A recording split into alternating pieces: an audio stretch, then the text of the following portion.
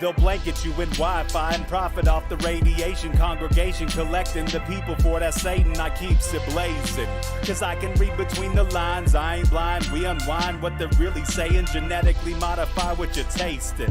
Don't need that cottage promise, so now you live up in your mom's basement. Redesign time so your mind is always wasted. Programmed to crave the basics. Keep the beta in stasis. Pay the state, kid. You're in debt for being born. Messengers are more than just the price for being warned. Don't be alarmed, disconnect from their machinations. Stop subscribing to the folly of own nations. Bone breaking ain't the answer, cause they seek the ownership of souls. Spread the seeds and watch them grow. Break the chains of control. Break the chains of control. Sweet eternal balance of all that is good, true, and beautiful, friends. What is up? And welcome to your Sunday night edition of Rogue Ways. We have a super fun, exciting episode coming to you today. It's all about animals, but in a very different way than the recent episodes about animals have been. We had a very special friend of the show let us know was it the last episode about fires and all of that and cuties? I think it was that beavers once parachuted from planes, and that blew my mind, and I loved it. And so he was nice enough to send us all of the information, and I have added my own special flair. So we're going to talk about some fun stuff tonight, get our minds off of all of the chaos and madness, not because we want to ignore it, but because we're still alive, and there's other things that we want to do with our time as well. And remember that we are good, true, and beautiful humans who are allowed to still keep living and still keep enjoying that process. So that's going to be really exciting. I'm super excited to talk about it. Some of this stuff is so hilarious and so adorable, and some of it's so sad, and it's really interesting stuff. So it'll be a fun show. And you know, there's plenty of people talking about the fires, and I will just mention again that all of these fires raging is very much in no way, there's no evidence to support that this has anything to do with global climate change. If it did, it would be because we do manipulate the weather and control it, not because we are ruining the planet necessarily. And there's a ton of arsonists that are out lighting these fires. They're being caught by regular people left and right. They're being caught by the police and arrested and booked and charged with arson. It's just that the news isn't reporting on it very much. Local news stations seem to pick it up here and there, but the national sort of mainstream, lamestream media is not seemingly reporting on it. So as long as we know that that's happening, maybe if there's people who come to us and are so stressed out, because I get so sad when I see people who are so stressed out about climate change, and some of my dear friends are some of those people, and I was one of those people once, and these fires can really stoke that fear that's been programmed into us. And so if we can be the person who's like, hey, what about all the arsonists though? Like, what does that mean? You know, we don't have to be militant about it and like fight people about it, but just bring it up. Let people know that there's a ton of arsonists being caught. And why? Why are there so many arsonists? Why are there so many arsonists starting these fires? Definitely there's an agenda to serve. And while we're on that topic, I just want to bring up also that there is some evidence, and I'd say that it would be a good guess, even if there weren't a lot of evidence, that the reason there's so many people who are doing this is not even necessarily because they're crazy or like they're drug addicts and they've been paid off by people who are behind the agenda.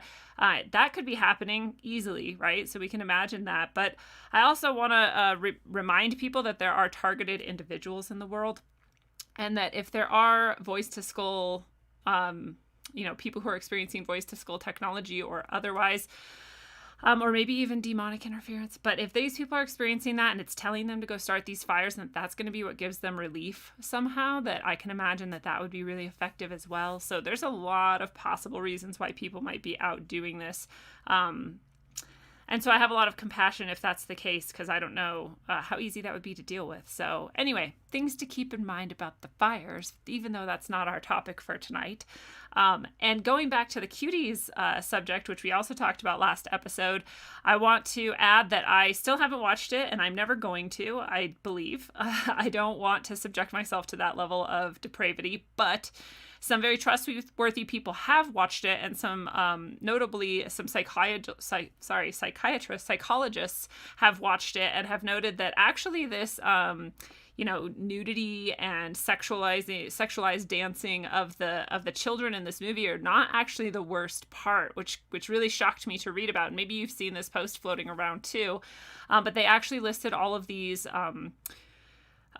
phenomena, or these things that happen in the film to the main child and some of the other children And I think it's really important that we use the word child when we're talking about this. So let's keep doing that. But these children are experiencing things such as interacting with older men in ways where they're using their bodies as 11-year-old girls to get favor from these men. There's a girl who shoplifts, and I think she like tries to flash her chest or something. She does something sexualized in order to get out of the shoplifting charge.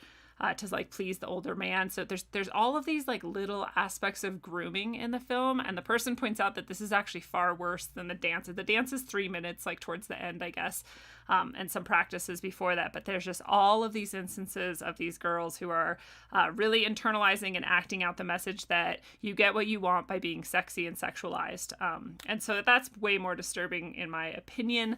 And it just adds to the fact, I think, that this is reprehensible material that should never have been allowed on our sort of main platforms for distributing media, like Netflix. But Netflix has lost $9 billion reportedly. And that's awesome. That means people are actually following through and canceling, and that it actually is making waves, and they're trying so hard to cover for it. There's all these media outlets that are like, oh, people are stupid. They don't understand art. And like right-wing people have like saw a picture from the movie and misunderstood it, whatever. But the fact that they're scrambling, the fact that $9 billion has been lost means that people do care. There's a lot more people out there that care and are aware of it than are not. And that's very hopeful. And so that is cool. And I wanted to really mention that really quick, at least before we get off into the mindless fun of falling beavers from the sky. But I also want to tell you guys that coming up, I've got a man named David Stephen from Canada. He has a pretty sad and interesting story to tell about vaccine injury and law, and just the tyranny that our governments seem to be stepping towards, and how it affects our everyday lives and our families and our well-being. And so that's coming up Tuesday. That's going to be a pretty intense episode, I think. Be prepared. It'll be really good. And then Thursday, I actually have Emily, whose last name I'm not sure how to pronounce, but I think it's Zwirek. And she is a talented psychic, as well as just an amazing and awesome person. And she is going to be coming on, and I think we are going to talk about I'll leave it a mystery because it'll be exciting, but I think she might do some interacting with the audience if you're interested in getting a different side of. We've had like our friend Catherine O'Shea doing pet psychic readings with us, which has been just an amazing gift. And now we're going to have Emily doing totally different work with us. So we're very lucky here on Rogue Ways to have these very talented people.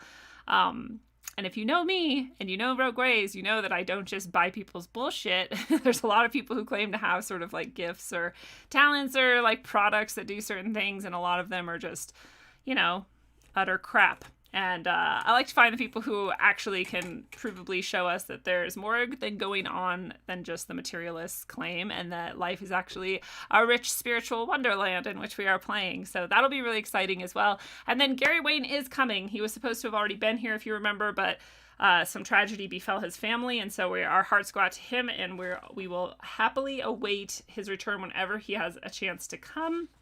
And I also finally got in touch with Christian, the Ice Age farmer, and I'm very excited to get him on the show soon, so stay tuned for all of that, after the flying beavers and stuff.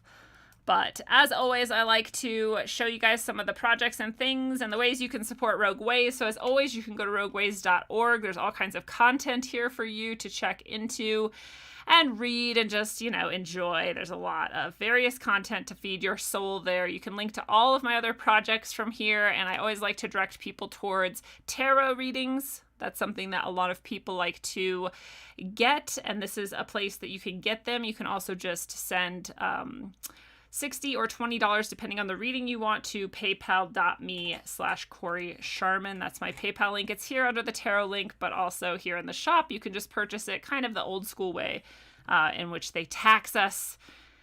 And that's the less preferred way, but you can do it if you want. The Organite that I've made is here, and some Rogue gear like mugs and shirts and all kinds of stuff is here. If you want to show your love for the show and support me while doing it, that's awesome. And I also want to show you guys the Organite pieces I've made. Holding them up to the screen really doesn't do justice. So these are the pictures that are going up on the site as soon as I get a chance. They still haven't made it there yet. And a couple people have already bought some, so I have sent those out already, but if you want any of these pieces I'm about to show you, then you can comment in the chat. I will happily hold it aside from you and not list it on the site ever. And you can do that by sending the amount I will tell you to paypal.me/Corey Sharman, which I've just put in the chat for anyone who is interested in purchasing any of these. This plaque, if you see a full petal, it's basically a plaque, and the plaques I'm doing $30. This one would be about, I don't know, 5 by 3 inches, let's say. So they're not huge, but these can go on your wall or out in your garden. These are all orgonite. They all have homemade paper, silver flecking, coral, quartz crystals, and roses. They're actually yellow and pink roses in them as well.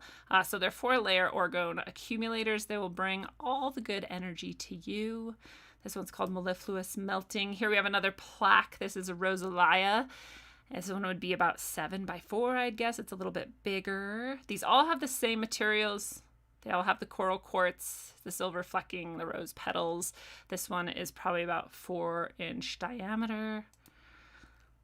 And again, about 4 inches squared. The rest of these are going to be pendants. So these ones are more like 1 inch by 1/2 inch or so. Some a little bit larger, some a little bit smaller. They're all really positive feel. I mean, they not only are they orgone that I'm making with pretty high quality and awesome materials for very specific reasons, but also they sit on my altar and they charge the whole time they're waiting to be bought, which is pretty fun too. And if I know you and you ask for it, I'm definitely happy to give a little extra blessing or boost to this before it goes out to you. So if any of these speak to you, they're super affordable. The pendants here are $15. Sorry, that one's blurry. I didn't even notice. And the earrings, which will come up in a moment. Oh, I always love the moon ones. These ones usually go really fast, so I'm kind of surprised this one hasn't yet. So if you're someone who's been waiting for this shape, there's your chance. This is the rose moon. And here's some of the earrings. The earrings are also, they not only have, I didn't do the red coral quartz, but I did a straight up quartz and a rose quartz in each of them. So each earring has that same paper, some different type of the metal with different colors on it, and then also those 2 types of quartz in each of them. The earrings feel more powerful than the pendants. They're just not everyone's style. You know, they're about 1 inch long. They're in various shapes. So it's kind of like if it's your style, they're really awesome, and they're right up there by your noggin, which is cool. Man, that one's blurry too, but you get the idea. And back to another pendant, and that's the last one that I want to show you guys. So let me know if you want any of those. Yes, I'll definitely have some for Christmas. And there's always others that are up on the site too. And like I said, these will be on the site as well soon. Oh, I'm sorry, I was blocking some of it. My bad. You got the idea though. So, those are so fun. I love them. I'm going to say what's up to the digital apparition. That guy is hot. We have Lloyd Tucker Carlson in the house. Hey, hey, hey. Happy anniversary to your parents. Congratulations to them. What's up, Lacey Mariposa? Nice to see you. We've got Rebecca Hloznik in the house. What's up, girl? Vanguard of Truth is here. Gordon Hamill, what's up? Nice to see you as always. And Sam Sidewalk. I'm sorry I'm rough on the Eastern time zone. I honestly, the reason I picked this time is because I figure it'll just fit with all time zones, hopefully. But you know, gotta cut it somewhere. And as always, I would love if you would subscribe at subscribestar.com/rogue-ways at the $1, $7, $22, or $55 level. There are perks for each, and I really appreciate my subscribers. It definitely keeps the show going, and that is a beautiful thing. So thank you so much to anybody who has been considering. Please hop the fence and make the commitment. I appreciate it so much, and I like to give back to my Subscribestar people whatever way I can. All right, so let's jump into it. Here's I love this so much. But maybe my face is way too big. You guys can't see this. There you go. Is that better? Let me know. 76 beavers were forced to skydive into the Idaho wilderness in 1948. Sounds bad, but when you read about it, it's actually not that evil as it sounds. A very patient elderly beaver called Geronimo was put in a box, flown to an altitude of between 150 and 200 meters, and tossed out the side of an airplane. This happened to him, to this one specific beaver, so many times. They did it over and over again. Over and over. They didn't say how many times, but they said that he had over and over. He was basically their test beaver to make sure that their mechanisms and maneuvers were going to be successful. But he survived the trip over and over again, and he was actually the reason that one of the nuttiest solutions to wildlife relocation ever dreamed up was made into a reality. It was 1948, just after World War II, and people were beginning to seek out new homes in the town of McCall around Piatt Lake in Idaho. I want to live there. It's a beautiful area. And so, of course, there's been beavers in that area forever, doing their thing, living there, blocking up waterways and doing whatever they want. But people wanted the water. So the clash between the beavers, and there was a lot of them, it sounds like, and the new locals meant that there was damage to irrigation systems, orchards, other kinds of farming efforts. So the Fish and Game Department staff were tasked with transplanting the beavers to a more suitable habitat. You thought we were going to talk about a different kind of beaver, didn't you? It was cool. Past experience showed that beavers being moved was good, and that actually they provide valuable environmental services. I never thought of this, but I was like, of course. Nature always makes sure that everything is taken care of. So they store water, reduce the risk of flash floods and erosion, improve the habitats of other animals, fish, waterfowl, and plants in the area. So that's a beautiful thing. Beavers are rad. I've only seen a beaver, I think, once in my life. When I was growing up, there was a beaver, and that was a big problem for people as well. And they transplanted him like 15 times, and he always came back. And I was kind of really proud of that guy, because I'm like, yeah, dude, you do your thing. That's your lake. You built it. He literally built a lake. That's why they didn't like him. They were trying to have a field. Whatever. They never killed him, which I thought is, I don't know what. That's what I was reading this article, and I was having the same thought as I had back then when I heard this story in my hometown, which was like, wouldn't you just kill him? But maybe, like, I don't know, people have better hearts than I thought, maybe, because nobody's killing these beavers back then in Idaho in 1948. Nobody killed that beaver in my hometown. But they first, when they were relocating these beavers in Idaho in 1948, they would be packed into boxes and spend days strapped to a horse or a mule, enduring heat, dust, bumps, and general lack of breathing space on their way to the home of a designated conservation officer. That was just the first part of the trip. That was just getting them to the conservation officer. By the time they'd arrive, they would, of course, stay with the officer. They make a little joke about staying the night with someone you don't know. In the morning, they would then be loaded onto the conservation officer's truck, transported to the end of the road. Then they'd be forced onto another pack horse for another long journey to their final destination. So it was pack horse to some guy's house, to the guy's truck, to another pack horse.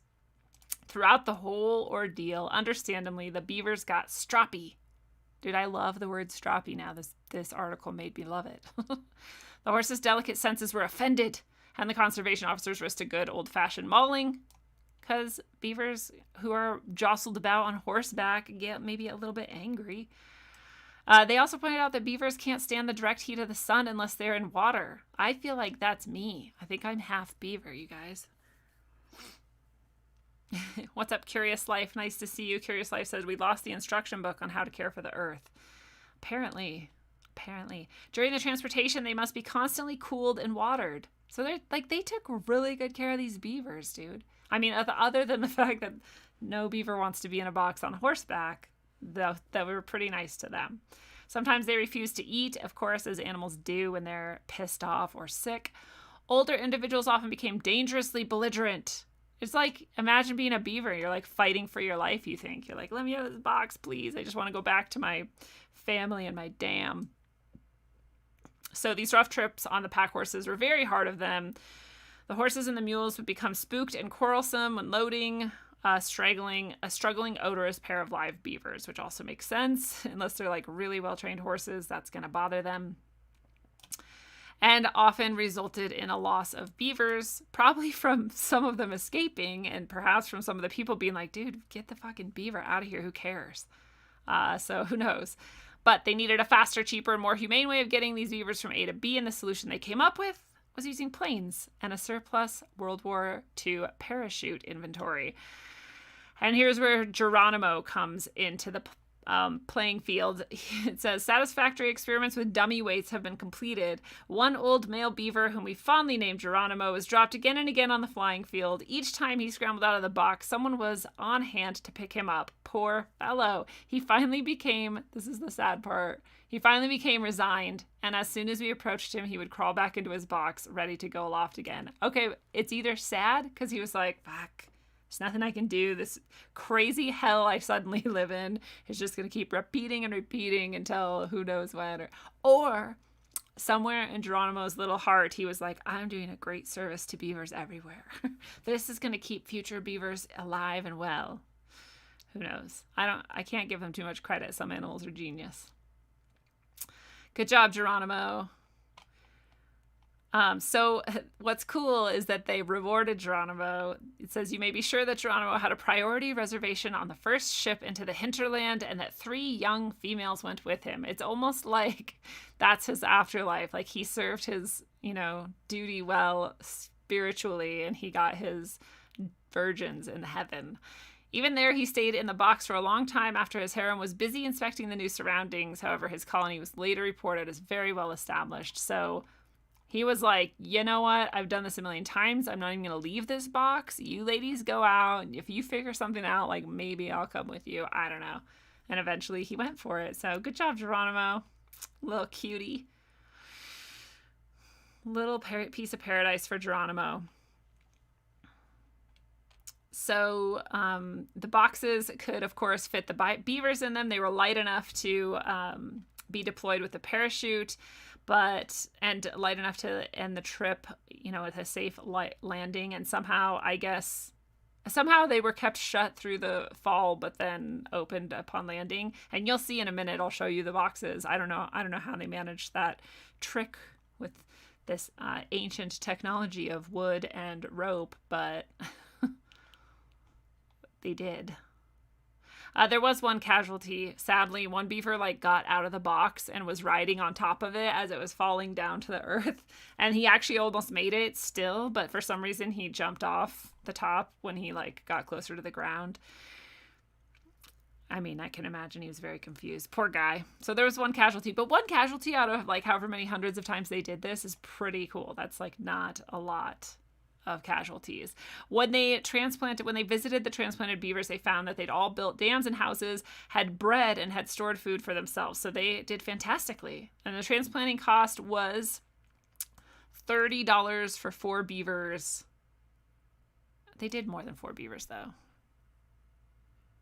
Oh, they're just saying per 4 beavers, it was $30. I want to know how much they spent total, but 76 airborne beavers total. So somebody do the math. 76 divided by 4 times 30.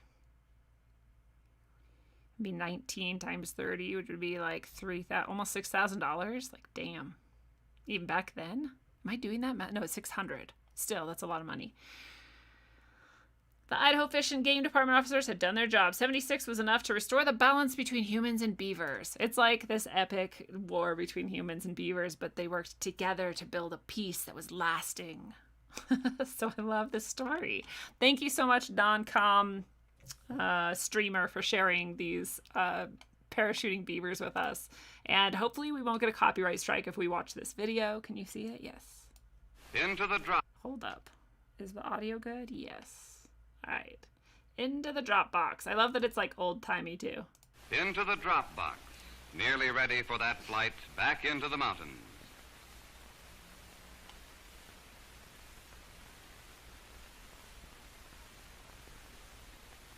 The drop crates are loaded into the airplane.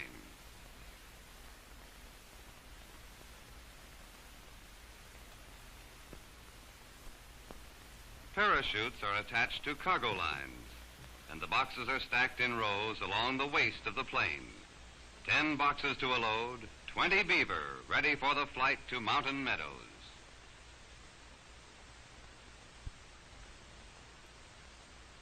The plane makes a careful approach, ready for the drop. Now into the air and down they swing. down to the ground near a stream or a lake. The box opens, and a most unusual and novel trip ends for Mr. Beaver.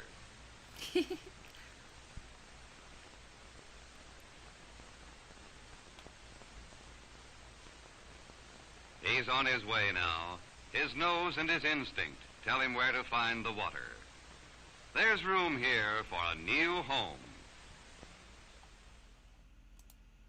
Oh my God, I love it. If your pet bird made a recipe for their own Stop. That was so cute. I love at the end, he just like wanders out and he's like, I don't know if you guys can see me. He just wanders out. He's like, dear God, get me out of this place. He's just, I don't know. He just looks so resigned. So I just wanted to show that video. I don't think there's anything else in this article that is specifically shareable. But we have Alan Mahadharma Paula sharing some badass native wisdom with the beavers. In Athabascan tribes of Alaska, Beaver is a cultural hero, a benevolent transformer who uses his wits to slay monsters and shape the world to the benefit of the people. Yeah, that's awesome. Go Beaver. In some native stories, Beaver causes floods or droughts by building dams without considering how they will affect other animals. That's almost like the opposite. He can be a hero or he can be a villain. Beaver symbolizes wealth and hunting success in many Alaskan and other Northwest Coast tribes. What's up, Sue Finelli? Nice to see you. To the Blackfoot people, those are my people. Beaver is a symbol of wisdom and is associated with the sacred pipe. Interesting. And in the Cherokee tribe, Beaver played a more whimsical role, similar to the American tooth fairy, with young children surrendering baby teeth that have fallen out to the beaver, along with a good luck song. Well, that makes sense because they have their big, huge teeth. That's really cute. Thank you for sharing that. I just wanted to show you guys, if you're interested, there's a 14-minute long mini documentary on this site. We're not going to watch the whole thing, but that little clip we just watched is actually from that. So I'm going to put it in the notes if you guys want to go check it out and watch the whole story of, like, they go through getting the beavers, like trapping them in the first place, building the traps for them, taking them, putting them in the truck, bringing them in the box, putting them in the other thing, you know, getting them to the plane. It's like the whole thing from start to finish. So just so you know, it's there. You can go check it out. But talking about beavers somehow got me into this meat shower. And I had heard about the meat shower a long time ago on Mysterious Universe, which is an awesome podcast. If you've never listened to it, you should totally check it out. Anyone who likes Rogueways would love Mysterious Universe. Aaron and Ben are great hosts. They just do a really good job. So they talked about this a long time ago, but at that point it was just unexplained. And now, as of 2014, it turns out that there's actually a pretty good answer for what it was, because in 1876, way back when, on March 3rd, large hunks of flesh fell from the sky over Olympia Springs in Bath County, Kentucky. According to a New York Times article published the following week, the phenomenon occurred right nearby the house of Alan Crouch, whose wife was outside making soap when it happened. Don't you wish we all still made soap? Be nice. My sister-in-law made soap, and it was the best soap I've ever used. She made it from actual animal tallow, if I'm saying that correctly. I mean, I know I'm saying tallow correctly, but I don't know if that's for candles or soap or if I'm just making shit up. But fat. She used animal fat, and it was literally the best soap I've ever had. It lasted forever, and it worked really, really well. But anyway, back in 1876 on March 3rd, this woman was out making her soap. The sky was perfectly clear at the time, and she said meat fell like large snowflakes onto her and her yard. So, meat shower time.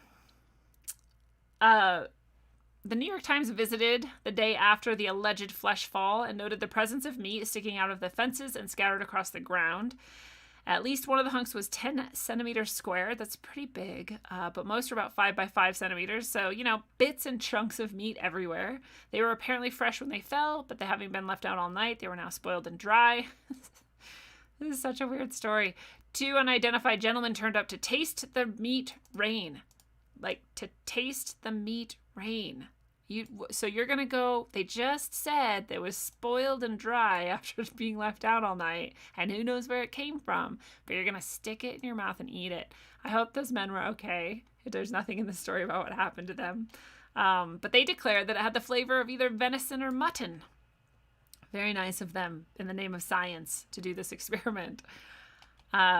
Somebody named Leopold Brandius. We don't have names like this anymore. We need to bring them back. If I have a kid, I'm going to name him Leopold. He received and analyzed some of the specimens that had been preserved in glycerin. He announced that the meat was not actually meat at all. At last, we have a proper explanation of this much talked of phenomenon. It has been comparatively easy to identify the substance and to fix its status. The Kentucky wonder is no more or less than nostoc. I didn't know what nostoc was. It's a type of cyanobacteria that forms colonies surrounded by a protective gelatinous envelope.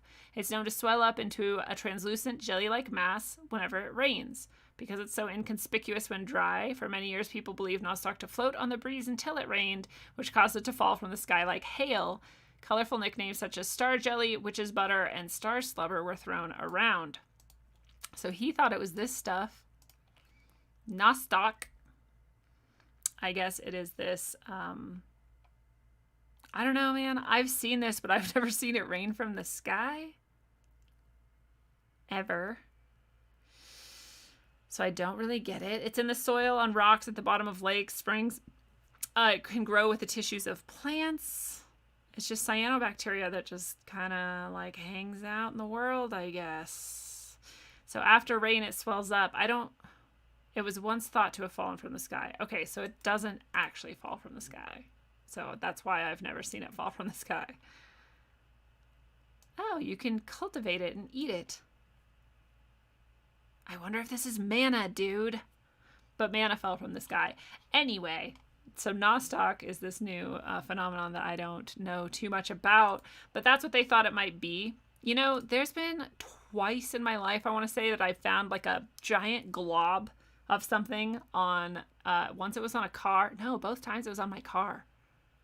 Weirdly. And it was weird. It was like a gelatin, but it was huge and it was just the only one. And it had to have fallen from somewhere because it was on my car. So I'd like go in somewhere and hang out and come back out and there'd be this weird blob thing that looked like an egg almost, but like without a shell, but like brown was at the center and like white. I don't know if you guys have ever seen anything like that. Weird shit happens to me, man, but please tell me if you have. I don't think it's nostoc because it wasn't green and there was only, again, one and it was pretty big both times. Super weird, dude. I don't know. Anywho, this guy said it's nostoc. Brandius, Leopold Brandius said nostoc. He described it as flesh-colored. It tastes like frog or spring chicken legs. Nostoc does. And it simply had ballooned and fallen on the Crouch residence when it rained. But wait a minute, it didn't rain. It was perfectly clear, she said, and the meat had fallen out of this just sky without rain or anything else.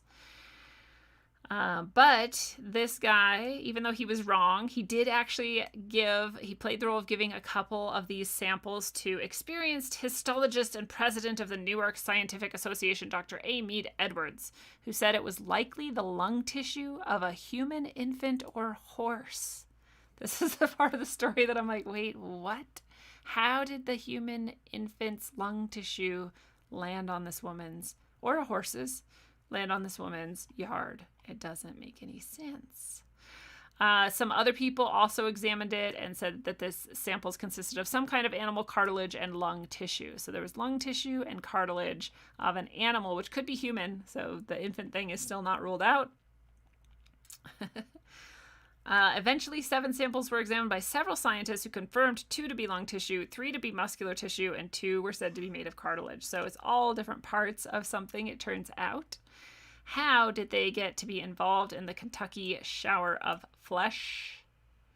Well, the best explanation that we have ever got, and that's where the story ended for me when I heard it on Mysterious Universe, but apparently we've got this explanation now from Dr. L.D. Kastenbein, who wrote in 1876 that it was quite literally a coordinated bout of projectile vulture vomit.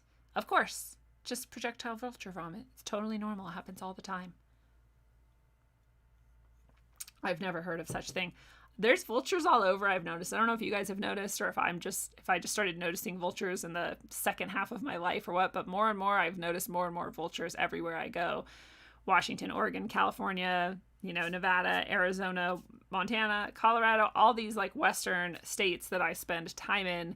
most of my time in, I notice vultures everywhere, turkey vultures everywhere, more and more and more of them. So I don't know if you guys notice that too, but I wonder what that means, if anything. Or again, like I said, if I just started noticing them more. But they seem to be on the increase as far as I can tell. Anyway, these vultures vomited apparently, and that made a flesh rain. So this same guy set fire to it and observed that it smelled distinctly of rancid mutton. I'm like, these guys are where they're like, let's eat it and then set fire to it. That will determine what it is. And he said, the only plausible theory explanatory of this anomalous shower appears to me to be that suggested by the old Ohio farmer, the disgorgement of some vultures that were sailing over the spot from their immense height. The particles were scattered by the prevailing wind over the ground. The variety of tissue discovered, muscular, connective, fatty, structureless, etc., can be explained only by this theory. I love it when people are that sure. This is the only theory. But I guess it's true that two species of vulture found in Kentucky, the black vulture and the turkey vulture, both are known to projectile vomit their stomach contents away as either a defense mechanism or to make themselves light enough for flight. Isn't that fucking weird?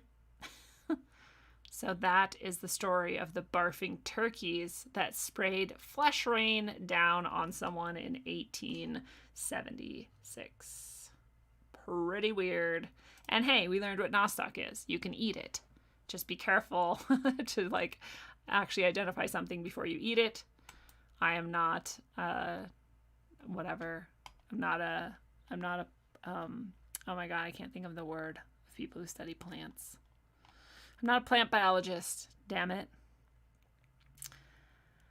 Yeah, I was thinking of Men in Black 2 when it said the two men showed up to eat the meat, but I don't know. They didn't do a whole lot else. So maybe they were the ones that were like, this is totally just meat that landed on you. And before that, it was like alien bits everywhere or something. I have heard SB about fish falling out of the sky randomly. I have definitely heard of that. I didn't bring it up on this show, though. But good call. That happens, too.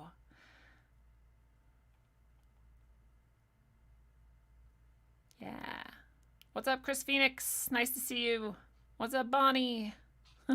You guys are awesome. Chris and Bonnie also showed up to a live stream I did with my friend Holland the other day. It was fun.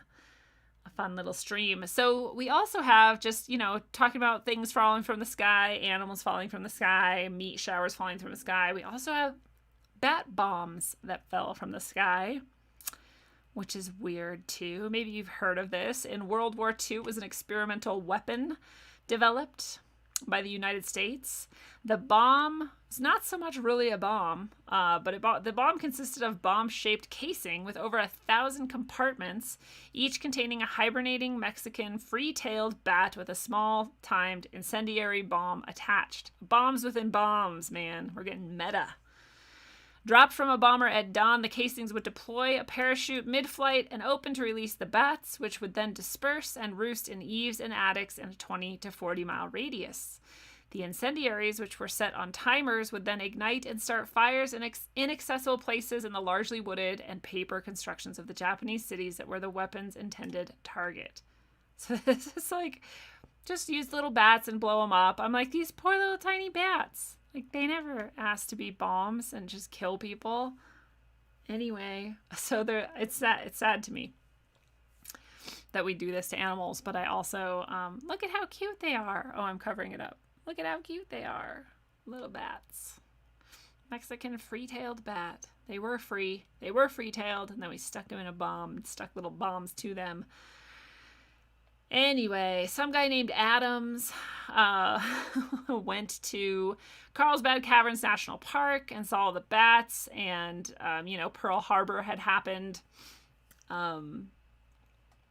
right before this, and so Adams was intrigued by the bats. He knew how they roosted and when, and he thought that if we put time-release incendiaries on them and put them in some type of a container, that we could just drop them on top of Tokyo and burn it to the ground. It's pretty smart, honestly. So he wrote a letter to Roosevelt and said, hey, let's put bombs on bats and put them in another bomb and drop it and then burn Tokyo to the ground. And Roosevelt was like, word, that sounds great. I love Roosevelt remarked, "This man is not a nut. It sounds like a perfectly wild idea, but it's worth looking into."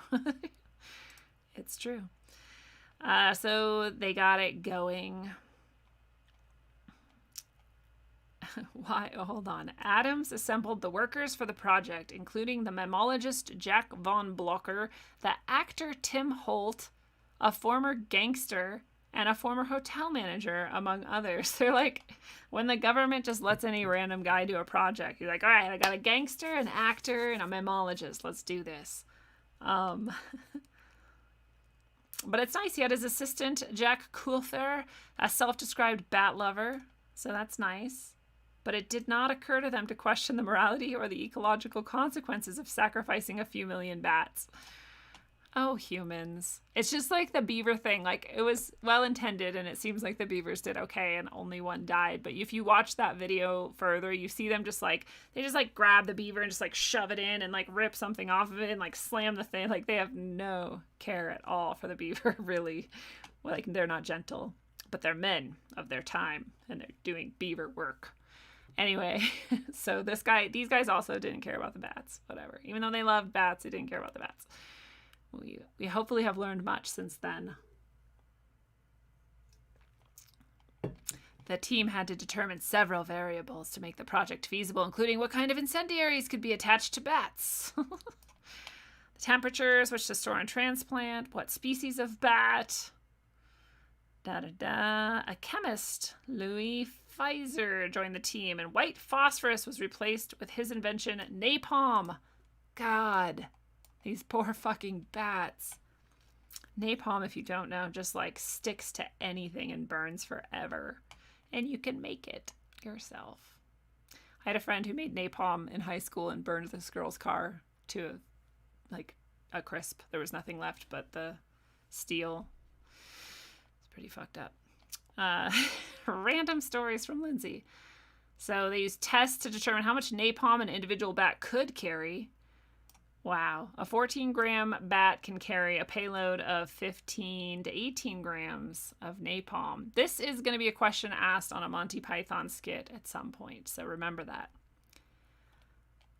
Cellulose containers. They used an adhesive, gluing them to the front of the bats. These poor fucking bats. They're probably just like, what the fuck is this? Oh, God. And then they're shoved in the thing and then, dropped.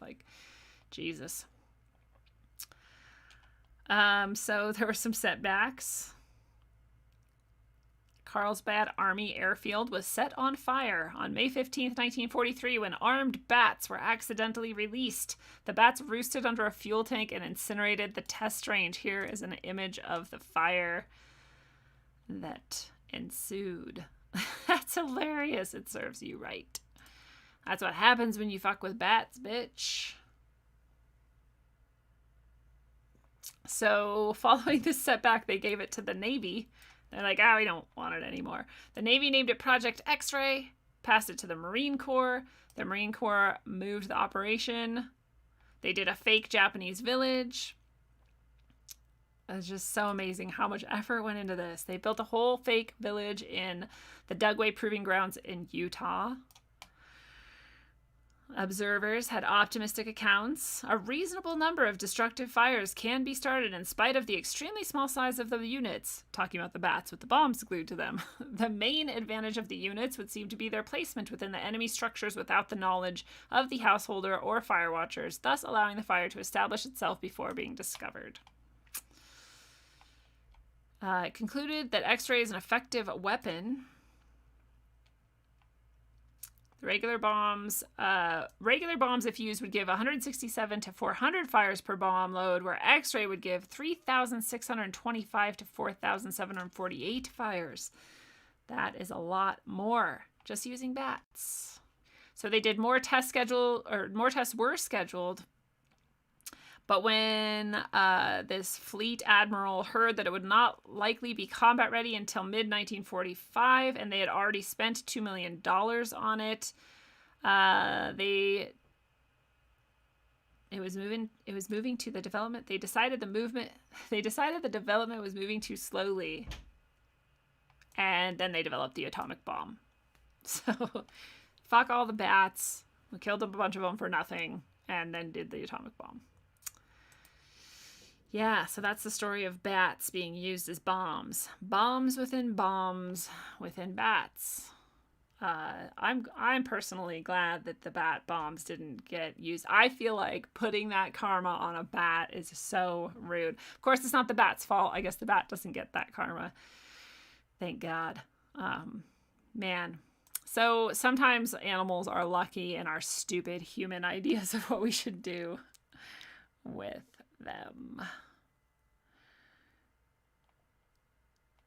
Vanguard of Truth, can we keep it in our thoughts? So everybody listening to this, no matter when, you're going to visualize right now Vanguard of Truth's cat, Leo, coming home in a happy reunion. Leo, we can call out to the heart and soul of Leo the cat. Leo the cat, you're desperately wanted at home. Find your way back. Everyone can visualize that happening and send all of their love into that visualization. I hope you find your Leo. But yeah, dude, and just so you know, Vanguard of Truth, like, don't give up hope. I had a friend who literally, her cat was gone for 3 months and then came back totally fine. Fur still looking good, like, well fed. I don't know if he went to another house or, you know, like what, but like cats can be gone for a long time and still come back. So I don't want to like keep anybody hoping forever, but I don't think you have to give up hope no matter how long it's been, is all I'm trying to say, man. Botanist, thank you. That was the word I was looking for. Yes, Leo's coming home. So the next up in our exploration of animals and their interactions with humans in strange ways, and especially in wartime, because now I got off on this like wartime animal kick, and I heard about this great emu war in which some large flightless birds unwittingly foiled the Australian army, which is so awesome. I love that we couldn't kill the emus. And before we read, I guess we can watch this quick video of emus.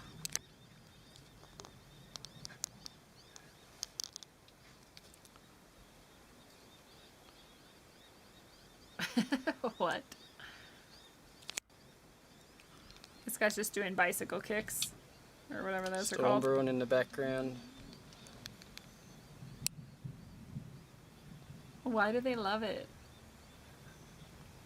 Emus are slowly walking over to inspect the catman. This is the emu trap. What is he up to?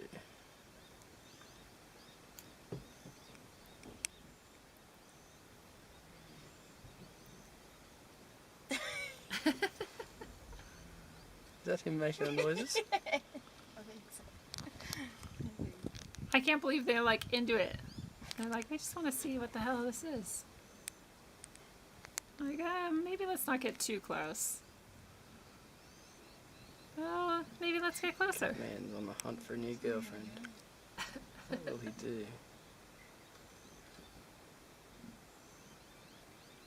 Get ready to blow the horn. Oh my god, they're so cute. I didn't know emus were so cute. I think I ate emu once. I did. I ate emu at prom. I don't remember anything else about it. I mean, about eating the emu. The prom was whatever. It's a prom. Alright, I'm done with your weird emu games.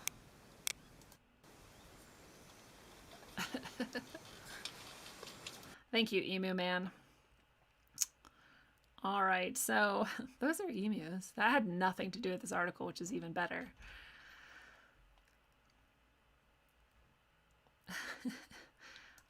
Here's this quote from the Sun Herald, July 1953. It says, if we had a military division with the bullet-carrying capacity of these birds, it would face an army in the world. It would face any army in the world, sorry. They can face machine guns with the invulnerability of tanks. They are like Zulus whom even dum-dum bullets could not stop. In the years following World War I, the Australian government struggled to find things for the veterans to do upon returning home. From 1915, a soldier settlement scheme began to be rolled out all across the states, and eventually it saw around 5,000 ex-soldiers given plots of land, which they were to convert into working farms, primarily to cultivate wheat and sheep. So veterans coming back after World War I, Australia's like, here you go, here's some land. You got to farm it for wheat and sheep. By September 1920, the government purchased 90,000 hectares for the veterans, but still needed more and started to place the remaining soldiers in some pretty marginal areas of Perth in Western Australia. This made things tough because setting up a prosperous farm with little to no experience in a good area is no small feat, let alone in an area where the land is barely usable. And on top of that, the veterans were put under even more pressure when the Great Depression hit in 1929, causing wheat prices to plummet. The government promised subsidies for wheat, but those subsidies never came. So they're in these bad farming situations. They can't get their crops to grow easily. The land is shit, and then the Great Depression happens. Then there was the issue of tens of thousands of West Australian emus that wanted their land back. Emus had been a protected native species up until 1922, when they'd made such a nuisance of themselves on the wheat farms, flattening the crops, eating them down to a stub, that they were officially reclassified as vermin. By the late 1932, there were 20,000 of them wreaking havoc on the marginal wheat farms of the beleaguered veterans, and even these men, trained riflemen who felled thousands of the mighty birds, could not put a dent in their numbers. Bounties were put on their beaks, but to no avail. The veterans couldn't get access to the ammunition they needed, so they called on the Australian military to take action. It was a pretty ludicrous idea, sending the army to cull 20,000 flightless bird giants. But it could have been a propaganda exercise to show that the government was doing something to support its struggling war heroes, so they did it.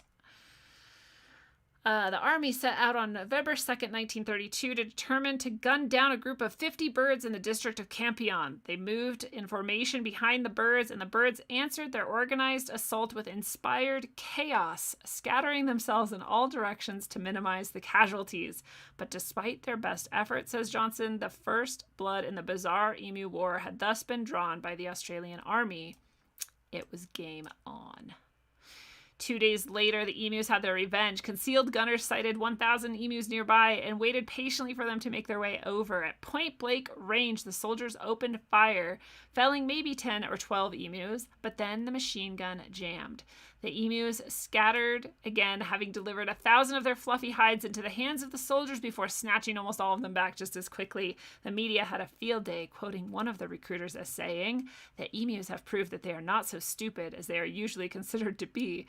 Each mob has its leader, always an enormous black-plumed bird standing fully 6 feet high, who keeps watch while his fellows busy themselves with the wheat.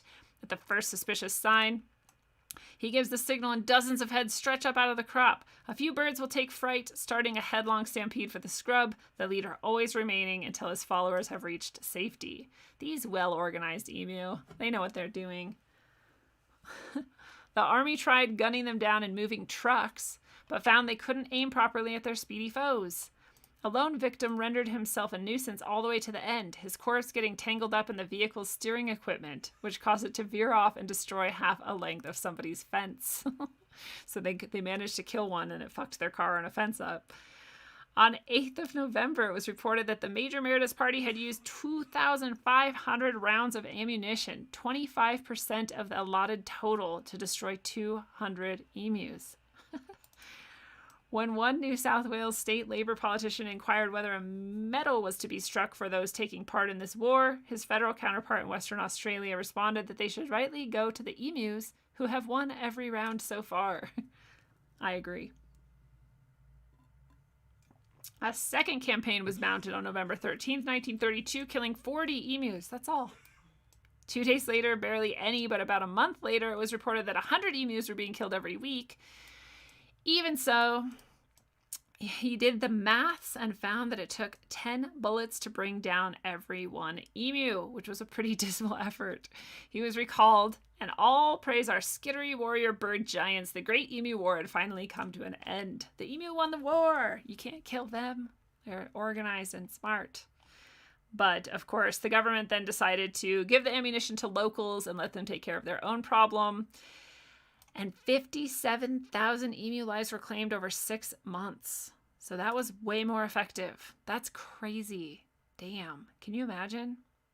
So it was a happy story until then. I mean, I guess it depends on what side you're on, how happy it is, but they are protected once again in Australia, it turns out, and there's 600 to 700,000 of them in their wild habitat, and they are, as they're protected, they're of the least concern, so they're doing well enough to not really be, specifically protected anymore. But yeah, that's the Great Emu War. The emus won.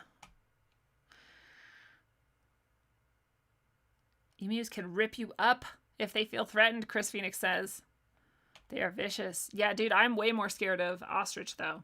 I've seen ostriches fuck with people, and it's not exciting. It looks terrifying.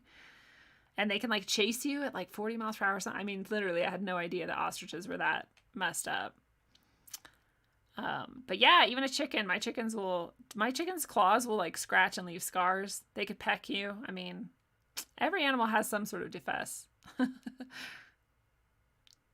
Thank you. I'm glad that you're finding this episode funny. I decided we needed some fun.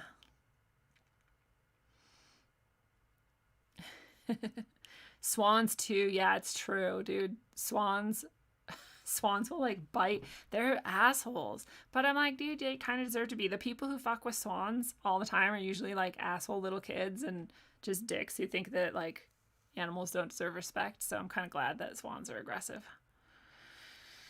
Yeah, and kangaroos can rip your stomach. They can disembowel you with their legs. That's what they do. They lean back on their tail and they swipe with their legs and they disembowel you. Kangaroos are fucked up. Australia is full of like only fucked up animals and shit that will kill you. I don't know why anybody lives there. I feel like it is like practically hell on earth. It's insane. So in continuing on in our animals and war time theme, which is not where we started, but it's where we've headed, we have the camel cavalry, which I thought was interesting. People fought from camel, but which makes sense, right? You're going to fight from whatever animal you've domesticated, and camels are domesticated. But they're used in desert warfare throughout the history of the Middle East, which is fun and interesting. It also says the smell of the camel, according to Herodotus, alarmed and disoriented the horses. So they're an effective anti-cavalry weapon, which is so interesting. But yeah, they're just good at working in the desert and they're domesticated. Otherwise is the main reason to use camels. But so there was some stuff in here that I thought was awesome that I wanted to point out. Oh, like this. They made little camel helmet things. They're so cute. It protects you. You have to protect your steed. So can you call it a camel a steed? I don't know, but you got to protect it. It's a cute little camel helmet. I kind of want one. Anybody out there has a camel helmet and you're feeling generous, send it my way. But yeah, so there's camel cavalries, and they were effective, especially against horses, because their smell upset the horses. I think that's awesome. They had their own protection and everything. We also use dogs in warfare, which, you know, we know, but it's interesting that we have used them for a really long time. I don't think it's in here, but if you didn't know, poodles, I've said this before, it's just because I fucking hate poodles. Because of this, poodles are assholes. They bite all the time. They attack all the time. And that's because they were literally bred and trained for who knows how long to kill people on the battlefield who were playing dead. Because, you know, after a while of like lining up in a row and facing each other and just like getting killed, you kind of like get smart and you're like, dude, okay, if I play dead, they'll just like all walk past me and like kill each other over there. And eventually when everyone's gone, I can like get up and run away. And then so people figured out that people were doing that. And so they'd get these poodles, they'd train them to literally go and figure out who's alive and rip their throat out. So poodles are literally bred to rip the throats out of people. And that's why they're so aggressive. And nobody talks about the aggression of poodles, but it is a real thing. So I just wanted you to know that. I don't think it's in this article, but it's pretty disturbing. So yeah, we have all kinds of dogs all throughout history, going back to obviously BC and above for specific dogs. You can go read this list if you want, but I just thought it was interesting that they would actually fight, right? We train them to fight each other, just like the poodles, ripping people's throats out. There's dogs that will attack on command, and this has been true for also hundreds of years. And so they have that. They had these anti-tank dogs. Oh, I finally found it. Yes, we're going to go into that too. I was trying to find a good article for it and I couldn't. For communication, they had dogs that would carry messages. So they would pull small carts to deliver different things, like milk, I guess, but I mean for munitions and other things as well. They would carry wounded people in their carts. That's really cute.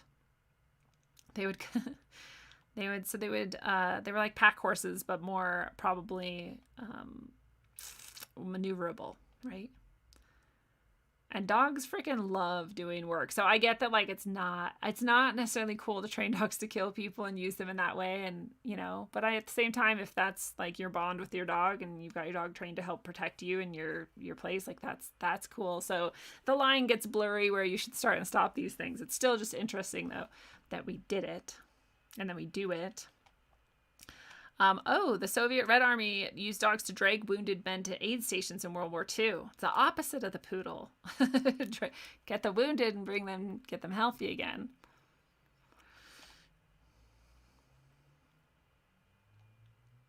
Interesting. Some messenger dogs not only carried the actual messages between two places, but they also performed other communication jobs such as pulling telephone lines from one location to another. A little Yorkshire Terrier named Smokey was used to run a telegraph wire through 4 to 8 inch diameter, 70-foot long pipe. Dude, that's just awesome. They were also mascots, oftentimes, for different military factions. They were used for medical research, which is sad and I don't want to talk about. They obviously can detect mines and all kinds of things like that, drugs, whatever. And track people or enemies or, other battalions or whatever. They can scout out areas and warn their masters of various different things. They can be sentries and be used as guards. And obviously we still use them today. And I like that we have gone from, I guess there was a time where we required by law that any dog, here it is, prior to 2000. That's how late we did this. God. So only 20 years ago, we decided older war dogs were required to be euthanized, but a new law permits the adoption of retired military dogs. So I'm like, well, God, like they served us all this time and we just like kill them just because we're done with their like usefulness is gone. It's but that's the government for you. And this is gross, but we obviously use them to intimidate people like we saw in Abu Ghraib, which was one of the most disturbing things ever. It's like one of those things, like, it's happening, but actually seeing it was a whole new level of disturbingness. Yeah. Anyway, so that was kind of sad, but I wanted to go through this. But I really am glad I found this anti-tank dog thing because this was really fascinating. Russians and Germans both taught dogs to carry explosives to tanks and armored vehicles and other military targets. They were intensively trained to do this. So they would basically starve them, which is fucked up. But it's just, I'll tell you why I love this. They starve them, strap bombs to them, and then give them food underneath tanks and military vehicles. And so they'd associate they're getting their food with these things. And so they would then, have them starved and ready to go, and they'd find the enemies where the enemies' tanks were, and they'd let them go, and they'd go run under the tank, and then the bomb would go off, and they would kill the tank, disable the tank. And so it's really smart. It's an intelligent way to do it. But what happened eventually was these dogs would be deployed, and often they would hit their targets, but sometimes they would come right back to their people, their side that had released them, and find something to explode instead. So when that started happening, they stopped doing it because it wasn't reliable enough, which makes me happy because when you're going to blow up a dog, it's like, fuck you. Anyway, I'm glad we don't do that anymore. I know I was happy to find the article. I'm not happy about the practice. I just wanted to show how weird shit is. Oh, and there's apparently a comic called Exploding Dog, which may be about the same thing. I have no idea.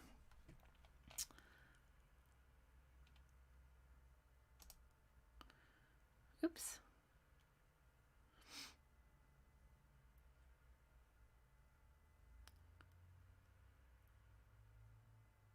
My grandpa got to ride a camel in the Middle East in like World War I or something. No. Yeah. Two. Sorry, two.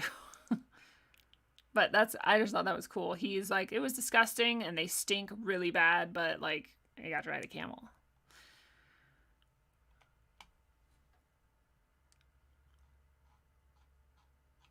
Oh, wow. Vanguard of Truth says they used a bear in World War I to carry artillery. That's a good bear. I just can't imagine trusting a bear to do anything but sleep and eat. So moving on with our award and animals. I just was told about this today by my awesome boyfriend, Johnny Larson, who does all of the music for Rogueways. If you've ever heard any song that you liked, that's him. You can go to patreon.com/JohnnyBravado and see not only some free music downloads, which you have heard on the show, but also awesome art that he has up there. Or you can go to johnnylarson.com, which is his site. But he just told me about this, and then it came up because I'm looking at all these like animals in war, and this is even fucking crazier. They use elephants in war. Oh, the war elephants' main use was to charge the enemy, breaking their ranks and instilling terror. That makes sense. But elephants, like even more so than dogs or camels or like bats or these other animals we use in war, I feel like elephants really understand what that. I think all animals understand what's going on to a deeper level than we think, but I feel like elephants are like almost like whales on this level of understanding that's way, way beyond what we think, and they're super intelligent. And I bet that really fucked them up. So that's sad to think about. Look at these fucking boats and shit that they have these elephants on. Like, it totally reminds me, and this is also what Johnny said, of that scene in The Lord of the Rings. You know what I'm talking about. War elephants just fucking bashing through and killing fucking shit up. Because they're huge. And their skin is so thick. And they have fucking knives on their face. Dude.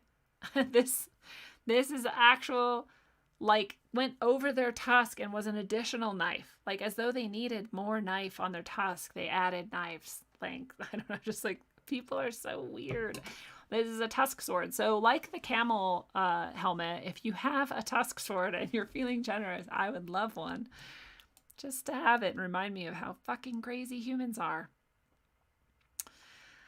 Oh. Eventually, military elephants were restricted to non-combat engineering and labor roles and some ceremonial uses. But, however, they continued to be used in combat in some parts of the world, such as Thailand and Vietnam, into the 19th century. Which is just crazy. Look at the... Like, if you're an elephant, you're wearing all of this armor. Like, you're a pretty badass elephant, dude. Just saying. This one doesn't have tusk swords, however. But, I mean, we can get him some. So you gotta tame the elephant, and you gotta, like, train it and stuff, and whatever. If you have, like, a good relationship with an elephant, I bet it's awesome, but if you're just training him to kill, I bet your elephant has some trauma issues, and so do you. I don't know. I think animals like come to help us in times and like would battle alongside us happily in some instances. I don't know if you guys remember at Standing Rock, I bring it up every once in a while, but at Standing Rock, the buffalo came seemingly in support of the people gathered there. An eagle came and literally was just standing right next. People were standing within inches of it in like a circle. And it was like the eagle was having this fucking conversation with them. And it was amazing. I think animals do come to our aid and like would not mind battling alongside us sometimes. But you know, when you like force them to, or like stick them in little bombs and drop them, you know, I don't know. That's a bit different. Anyway, elephants used in war. Elephant swords. You can go through, I'm not going to go through like the entire history. I just like looking at the fun little things that pop up. Obviously, they'd be great for hauling stuff. That makes sense. Heavy equipment. Poor things. I'm sure they'd rather be out in like the forest with their families. I don't know. I love elephants. I don't want to see them in war, but that happened. We also used flaming pigs to fight back against the elephants, which is just so ridiculous. Oh, God.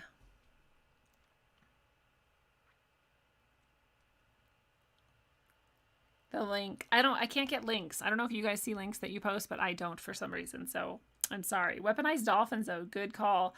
Mahadharmapala points out that we strap bombs to dolphins and send them towards other ships, and we use them for other reasons too. And that also is upsetting to me, as upsetting to me as the elephants. Dolphins are super smart creatures. But yes, exactly, Vanguard of Truth. Imagine some animals taking you against your will to be used to kill other animals, and there was nothing you could do about it. Exactly. Like, against your, like, especially if they know and are more cognizant than we think, and they're aware of what they're doing, like, that's messed up. Again, if they come to your aid, like, if your dog, like, comes to your aid and is attacking someone for you, like, word. But that's a bit different than this. Yeah, Chris Phoenix brings this up. During Vietnam, the Viet Cong would strap bombs to children and send them into the enemy camp, and the enemy camp was the U.S. My dad would talk about, this was one of the many things that, like, really fucked him up, you know, as if there wasn't enough things fucking you up by being sent to Vietnam in the first place. He talked a lot when he would get very, very drunk about the little kids. He's like, you could never know if you should just shoot a little kid when you see them or not, because there were little kids would come in and like start shooting, or they'd come in and explode, or just like they'd come in and kill, or they'd come in and sell you heroin, which you wanted because you're addicted to heroin probably if you're there, like a lot of people were. And so you're like always battling this inner fucking horrible demon of like, I want heroin, but I don't want to die, but I also never ever ever want to kill a kid, but I also never wanted a kid to kill me, and here they are killing people, and like what a fucking horrible situation. I literally can't imagine, and it seems to me like this like weird alternate universe that must have happened in, because I can't imagine any child coming up to me and me having to like wonder whether or not I should kill this kid. It's crazy. So you can understand why people came back incredibly, incredibly fucked up, like my dad did. And like basically anyone. I don't know anyone who came back from Vietnam like okay.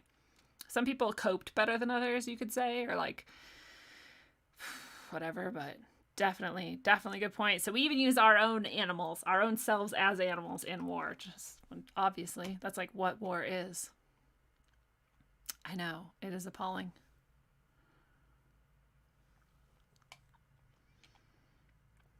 Huh.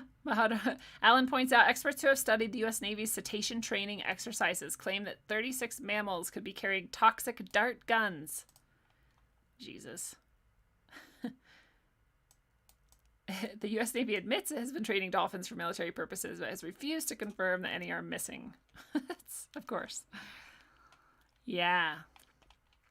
Oh no, it's okay to go to a dark place. We go in and out of darkness all the time. It's good. We're going to heal it all. So we gotta know it in order to heal it. But back to this. In ancient Rome, when these elephants were being used to terrorize and kill and maim and, you know, destroy, they decided to fight back with flaming pigs. Which is amazing, because pigs are like this fucking force of nature. If you've ever seen a wild pig, like they're just brutal. A wild pig will take you down. For sure. Their skin is hella thick, just like the elephants. They also might have like tusks. Their teeth are crazy. They can eat anything. Like, pigs are wild, dude. I mean, like literally wild, but also like this is unbelievable. So I don't want to know how we set them on fire. Oh, we dip them in tar. Tar and a flammable substance. I thought tar was a flammable substance, but whatever. Once they got close enough to the advancing or defending enemy, the pigs would then be lit on fire. According to Pliny the Elder, elephants are scared by the smallest squeal of the hog, a fact backed up by Alien. What? His name's Alien? A-E-L-I-A-N. Alien, maybe? Whatever. Who confirms that in 275 BC, the Romans exploited squealing pigs as countermeasures against the war elephants of Paris. That makes sense why we got those tales about like elephants being scared of a tiny mouse squeal, because maybe that sound really bothers them. The hope was that pigs would run uncontrollably into the ranks of the opposing force, causing a certain level of confusion. A certain level of confusion. Incendiary pigs were not used as a military weapon only by the Romans, also by Megarians. Wherever that is.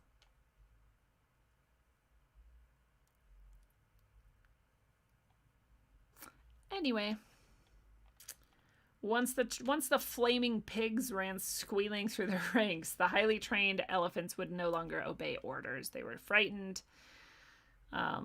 So later, oh, that's smart. Later elephant trainers kept their young elephants with baby pigs so that their future generations would be unafraid of them, thus robbing their opponents of their battle tactics. Good call. There's always a countermeasure.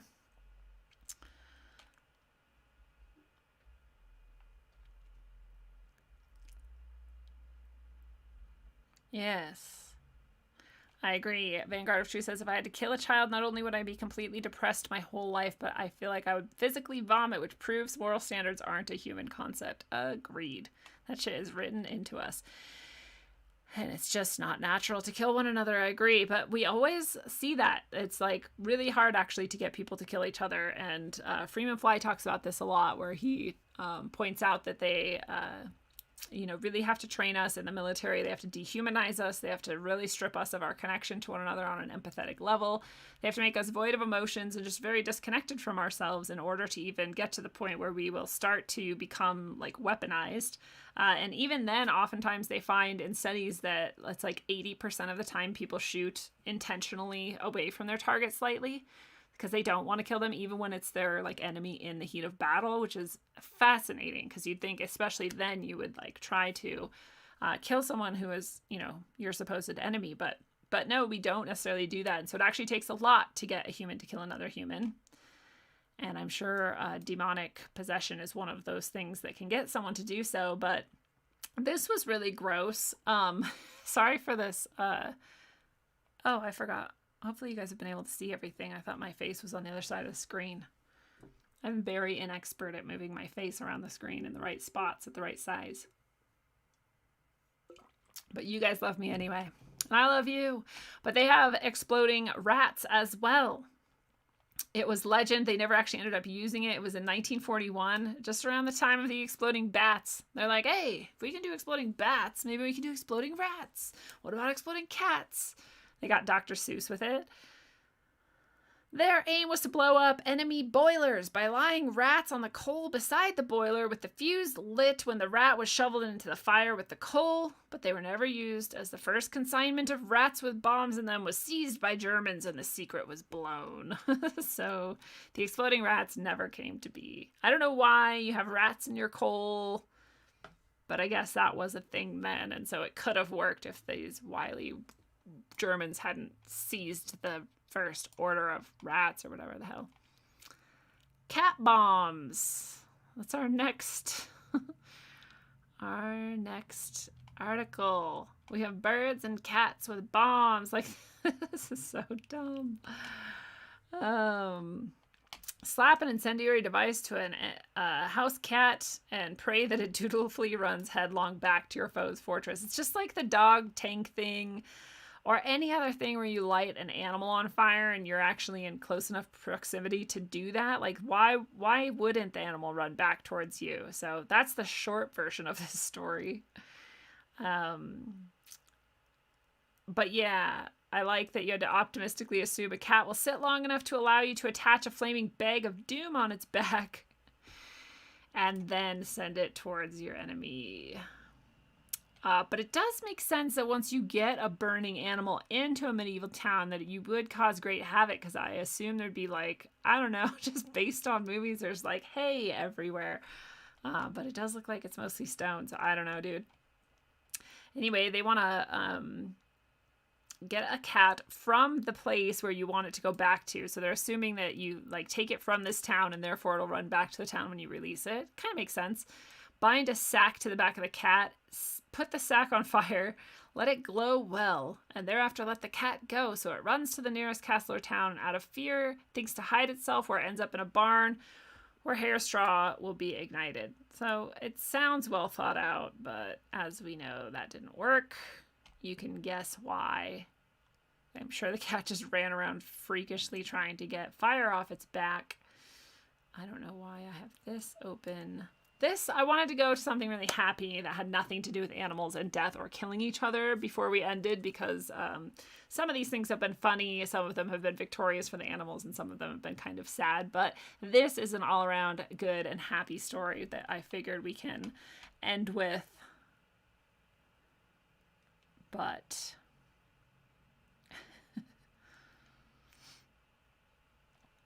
checking in with the chat. What's up, Drunken Fool and Chad Clemens? I don't know if I said hi to you guys yet. Nice to see you tonight.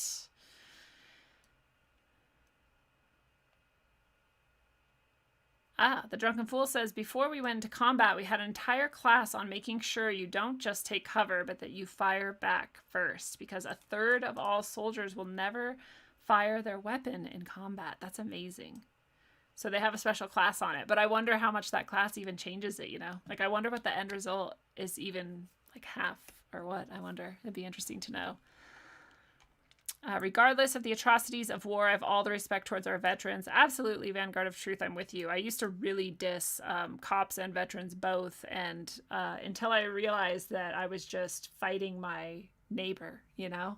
That, like, we're all in a different place in life and we all do what we think is best and what we have to do sometimes to survive. And, you know, I can understand wanting to protect people and going into armed forces or the police service and intending to help people and serve your community and take care of people. And that's a really noble calling, and especially to do so at possible harm to yourself. So I have all respect for those people now.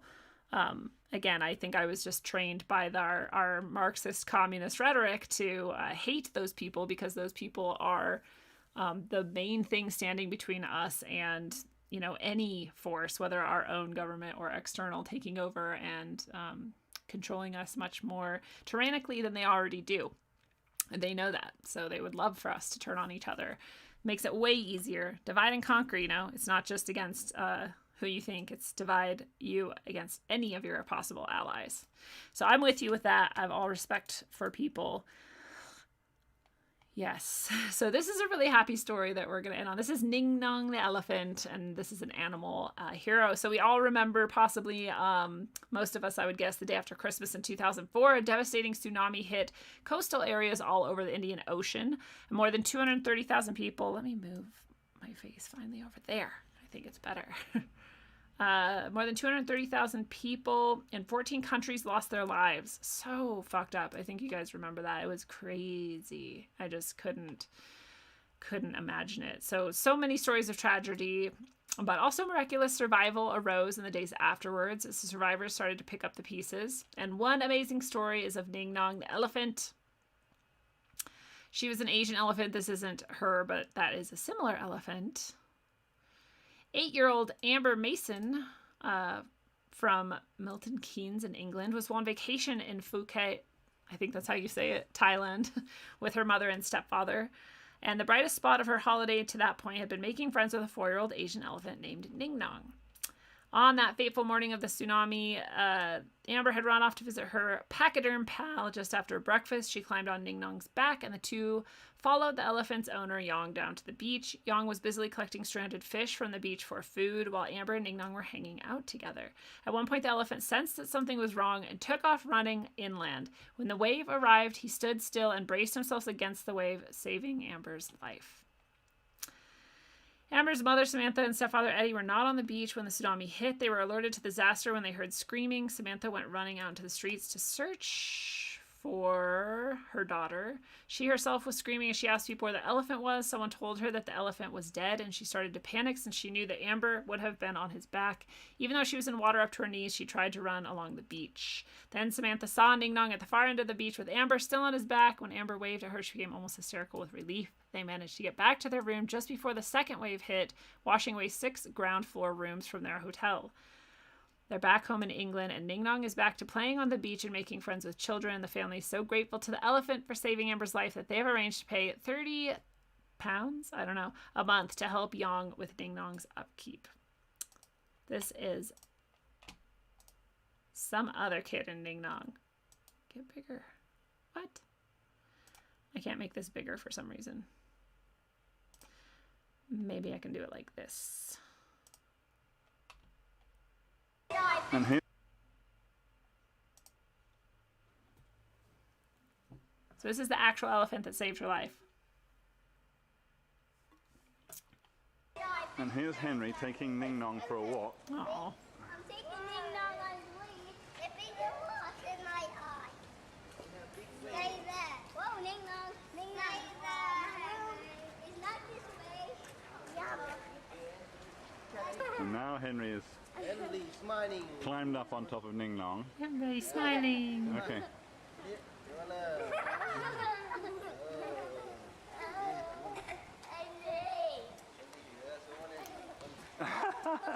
Okay. And I know, whatever, I know there's animals. I know there are elephants specifically who are, abused just for the pleasure of tourists or whatever. And that is very sad as well. Again, any animal who's not out in its natural state and free at some level makes me kind of sad. Every time I see an animal in a cage, I get sad. Every time I go to a zoo, I just don't go because they're so freaking depressing for me, because I don't know how people can't look at these animals and understand how horribly depressed they are, and they don't want to be in a cage, and they want to be out in the wild with their friends and their families. That's what they want to be doing. So I realize that is part of this story that's not being addressed here. But I also imagine that even though that is sad and true, that this elephant does get joy from making children laugh and playing with them, even though it's not the ideal life. So there is that. And I know that in a perfect world, people wouldn't be needing to feel like they have to get elephants and train them like this in order to make their money and stay alive. So there's a lot that's all wrapped up in it. But I've heard more than just this story about that specific tsunami and other elephants who weren't necessarily already like in a relationship with the person involved, but that they just grabbed people and ran up into the hills and saved them. So I don't know how true those are, but this is the only one that I could find sort of documentation for. And I just thought it was so sweet that animals, even though we will take them out of their natural environment and train them and sort of keep them, in cages and on leashes and whatever, that they still often will have so much compassion that they will go out of their way to save our lives like that. So I thought that was a beautiful thing to end on, this idea that we are actually in partnership with animals, and maybe we can remember that more often, not use them necessarily for war and weaponry, but for protection, fine, like partnership, cool. There's like working animals that really love that. There's a lot of dogs who get great satisfaction out of working with humans and doing jobs for humans, and I have no problem with that kind of partnership and that kind of this far domesticated, like dogs are not wolves anymore and cats are not leopards anymore. And so, our house animals, I think, are a pretty different story, but yeah, I'm down with all of us understanding our role with humans way more than we do. And although this episode was not inspired by Catherine O'Shea and her work that she's been doing for a long time, and that she's been gracious enough to share with us here on Rogue Ways, it's like similar, it's connected in some way, because hopefully we're all becoming more and more aware that animals actually have a very special place in the world, and that we as humans have a very special way of having relationships with them, and honoring that is pretty important.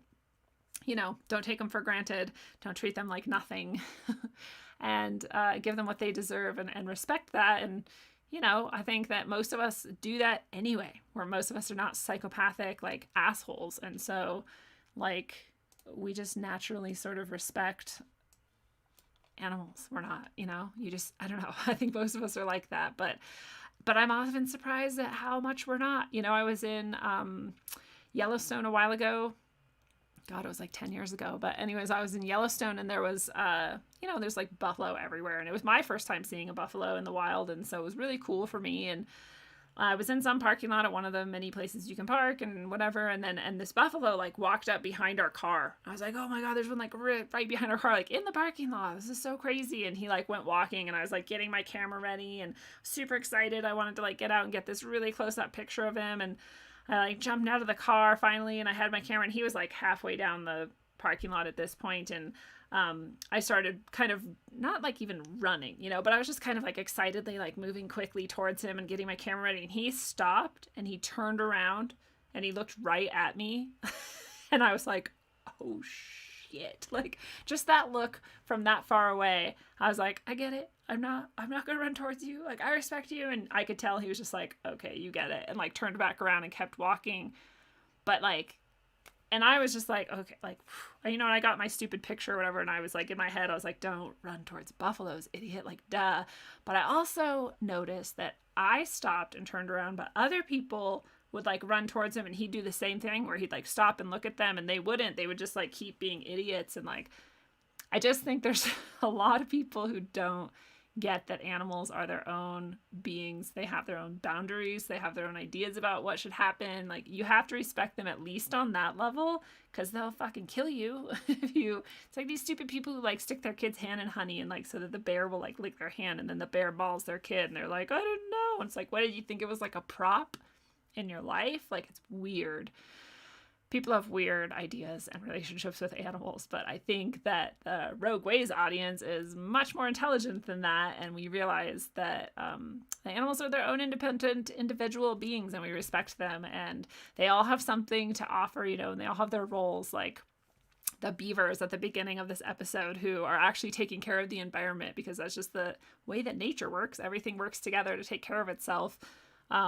You know, they've got their jobs, they've got their roles, they've got their place, and it's very nice that some of them have sort of like deigned to work with us somewhat by choice, which is, I think, what cats and dogs and a lot of our domesticated animals, somewhat by choice, you know, like at this point or at some point, and that's embedded in that relationship, and that's a lot more honorable than just grabbing something from the wild and sticking it in a cage. Anyway, I feel like I'm a little bit rambling, but I wanted to try to get to some of the really positive aspects of our relationship with animals. And yeah, I'm with you, Gordon. I used to love zoos. I used to love aquariums. And then I got to, I was about 16 maybe. And granted, I was on mushrooms, but I went to the zoo. And it was for a dance too. I can't remember what dance it was, like homecoming or something. And we went to the zoo, and, you know, we took mushrooms, went to the zoo. It was supposed to be really fun. It sounded really fun. But we got to the zoo, and like, already I'm a very empathic, you know, intuitive sort of person anyway, but on any kind of hallucinogenic, it's like 50 billion fold. Like, I know way more than I want to know, you know, I can sense way more than I ever want to sense. And so I didn't really understand that yet. And so being on mushrooms at a zoo was like the worst experience of my life, almost. Not literally, but like pretty, it's up there in like the top 10, let's say. Like, and I'm not exaggerating. It was horrifying, because every single animal is always communicating with you, but you don't always necessarily know it or pick up on it. But again, when I'm in that state, I was like very, very aware. Like, every single animal was like drawn to me and was like screaming at me like, I fucking hate this. And I was just like, dude, this is the worst fucking place on earth. And people are just like oblivious. It's just kind of like the buffalo thing. Like, people are just like, burp a derp, like, oh, look at a fucking monkey. And like, they don't give a shit about the monkey. They're just like, you know, we have this idea of like, I'm a person having fun at a zoo, and this is the construct I've made around it. And so I don't see anything outside of that. And I mean, there was like literally an orangutan with a like board, like had a cardboard for some reason, a piece of cardboard box. And he was in this like tiny area that, I don't know if they put him in there for cleaning his other cage or like why he was in there, but he had like smeared shit on it and was like rubbing it on his head and under it. And just like the look on his face was like death. And I know some people don't get mushrooms and they think that you could hallucinate something like that, but you actually can't. It was a real thing that I was experiencing. That guy was actually doing that. It was just sad. There were so many. I could go on and on about these different animals that I saw that day, and how depressing every single one of them was, and how I just realized, like, I have to get the fuck out of the zoo, and B, like, I'm never coming back, like, on mushrooms or not, because even if I go back and I'm not on mushrooms, I'm still gonna know. It's not like you can't forget something once you know it, right? Once you experience it, like, really know it, like, you can't let go of that. It's always gonna be a part of you. So I didn't ever go back to a zoo, and I won't, but I did eventually have to go to an aquarium, and I didn't even mean to tell either of these stories, but I'm telling these stories. So I was in college. I had a really cool class that was marine biology mixed with writing, mixed with art. it was a cool like blended class. And so we would learn about some animals, we would do the sort of scientific sketches of them, and that was the art part, and then we would write about them, and that was the writing part. So it was a fun way to learn about them. And one of the assignments was eventually that we had to go to the aquarium. It was like a group thing. We had to go there and we had to make sketches of different animals and do all this stuff or whatever.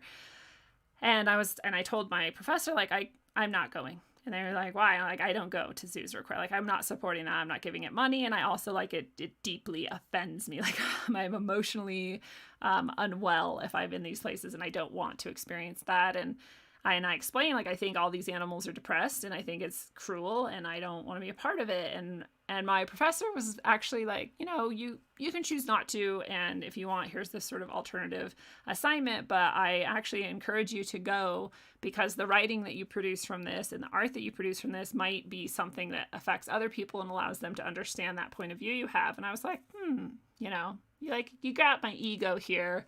I'll go. I'll do this for others. It's totally for everyone else. But no, it worked. And I was like, okay, I'll go. And my friend really wanted me to go because she's in the class and she didn't like to drive in Seattle by herself. And Seattle's really annoying to drive in if you don't know. There's tons of hills everywhere. And if you drive a stick, it's very difficult, especially when you're like 18. So I decided to go at their request. And I went to the aquarium. And I'm already like kind of sad or whatever, but I'm like walking through the aquarium and I'm like thinking to myself those same thoughts. I'm like, these poor animals are just stuck in these stupid cages, and all these idiots are like hitting the glass and just being loud and being freaks and being really rude and disrespectful. And, you know, these poor things are way more intelligent than people give them credit for. And I got to the fur seal exhibit, and there's this fur seal like floats up to the window and like looks right at me. And I'm like, you know, some space away, like, I don't know, 10 feet away or whatever. And I'm like, is it looking at me?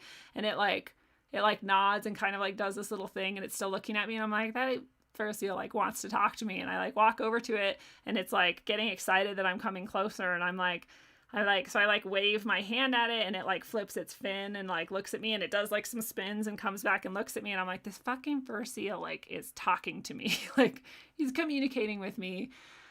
Whatever. And I'm like, and I just am like sending it all this like apology. I'm like, I'm sorry you're in this fucking cage, dude. If you can understand any of my random human thoughts or whatever, if you're like a psychic, because I don't know how animals communicate or whatever, you know, I just like know that I'm sorry and that I would free you, but I can't. Like, there's no way that me, Lindsay, I can go in and just like open your tank and let you out into the ocean and whatever. And we're literally just like staring at each other this whole time. And I'm feeling like I'm getting like communication back, but I also don't know if I'm just being crazy and emotional. So who knows, you know, what was actually happening. Now looking back, I'm like, yeah, I was like talking to that animal. I just didn't trust it or whatever. But, you know, people around started to notice that me and this fur seal were in this like staring contest seemingly. And they were like, wow, look at that fur seal's like looking at that girl, and what's going on? And people started to gather, and I started getting uncomfortable. So I like said goodbye, and he like did like this spinny thing, and it was fucking awesome. But I got the feeling, this is the point of the story actually, is not that I had this psychic conversation with this fur seal, which was awesome, but that I got this feeling that the fur seal was kind of like, it's okay. It's like not as bad as you think. Like, I'm okay. And I kind of like these types of interactions with you guys or whatever.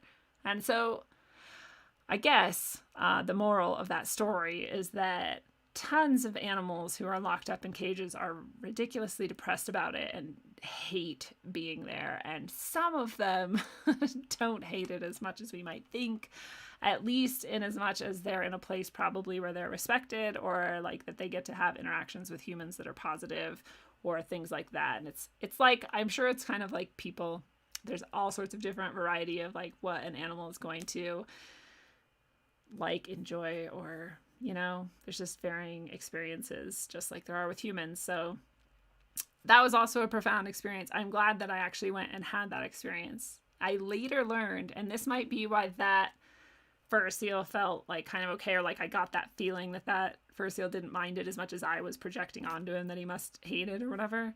I learned that aquarium actually only has animals that are being rehabilitated to be released into the wild. So it's a rotating, you know, side. They can't like promise which animals will be there because they only have animals that need to be there for some reason. And they're often animals that have been kept improperly or like illegally. And then, they catch them and give them to the aquarium to rehabilitate them and release them. So that makes sense then why some animals might like to be in that. So not like, but like not hate being in that situation. So I don't judge if people want to go to a zoo or an aquarium, especially if they know that that place is actually pretty good for them or whatever. I try not to judge at least, but in my mind, I don't want to go to aquariums or zoos because for the most part, I think they're pretty depressing, pretty sad. And I know the argument of like, oh, their natural habitat is like gone and so we have to do this. And I'm like, well, we could just fucking stop being assholes and destroying all their natural habitat. Like that'd be better. Like that'd be a way better solution. But whatever. Yeah, mascots also make me sad. Mascots are often kept alone without any other animals like them for years and years and years. And just, I think people pretend like they're like happy and I just don't think they are. Dolphins and whales in cages I would never ever. So as much as I just said, like, I don't really judge if people want to go to a zoo or an aquarium and that's whatever, it could be okay or whatever. I'm not going to judge it. But if I will judge you if you go to a fucking cetacean torture place, which is what SeaWorld and anywhere where a dolphin or any cetacean is kept, those animals, cetaceans specifically, have ranges of like hundreds of miles a day and people keep them in like a football field or smaller sized tank. Like it's disgusting. It's disgusting. I will judge you. Don't go to those. Seriously. It's disgusting. I can't even, you haven't watched like Blackfish and some of these other things where they talk about, even Flipper the dolphin, Rick O'Barry's really vocal about that and all kind. We can do a whole episode on just cetacean torture, but anyway.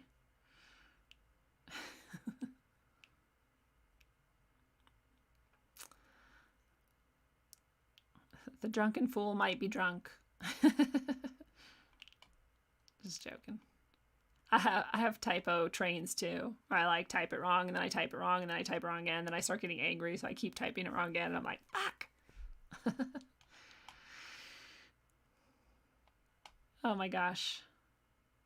Chipmunks. Chipmunks are so cute, but yeah, if they get in your house, I can't imagine. Any animal that gets in your house, I think, is instantly just like, oh shit, because I'm sure they smell that they're in like the nest of another animal and I'm sure they're just like, this is wrong, like, and then that sends them into a tizzy. And like, I gotta tell you though, I had a bat in the house once and like it knew as soon as I opened a door it like would go to the door and leave. So I don't know why people have to chase bats around with brooms, because I think bats like have a like 4-dimensional map of all things going on at all times and they know when it changes. And so like it just went out every door I opened and then it left. I was like, that was way easier than TV shows make it sound. So just in case you ever get a bat in your house, it's actually, as far as I know, very easy to let them go. Oh yeah, the elk thing. That's so interesting. I don't know what you were saying before this, but you said if you move your car, the elk will charge it and cause plenty of damage. So you have to wait on them. It seriously almost happened to me. I think I have video of it in one of my Rogueways Road Trips videos, but a giant elk, like I kind of came up on it in my van Falcor and he was just standing there, but he like turned and started coming towards me. And luckily I just had room to like get around and leave because I was pretty sure he was going to charge my van. So I didn't know for sure that that was a thing, but I guess it's a thing.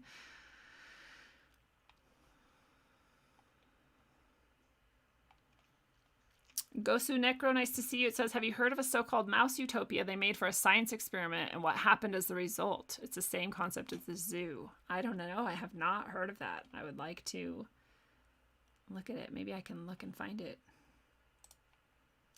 right now. Mouse utopia experiment.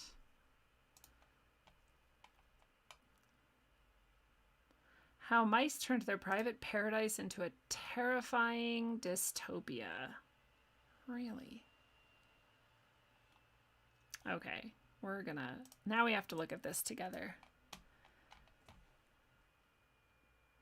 Gosu Necro got us on this path. Here we go. This is about mice utopia.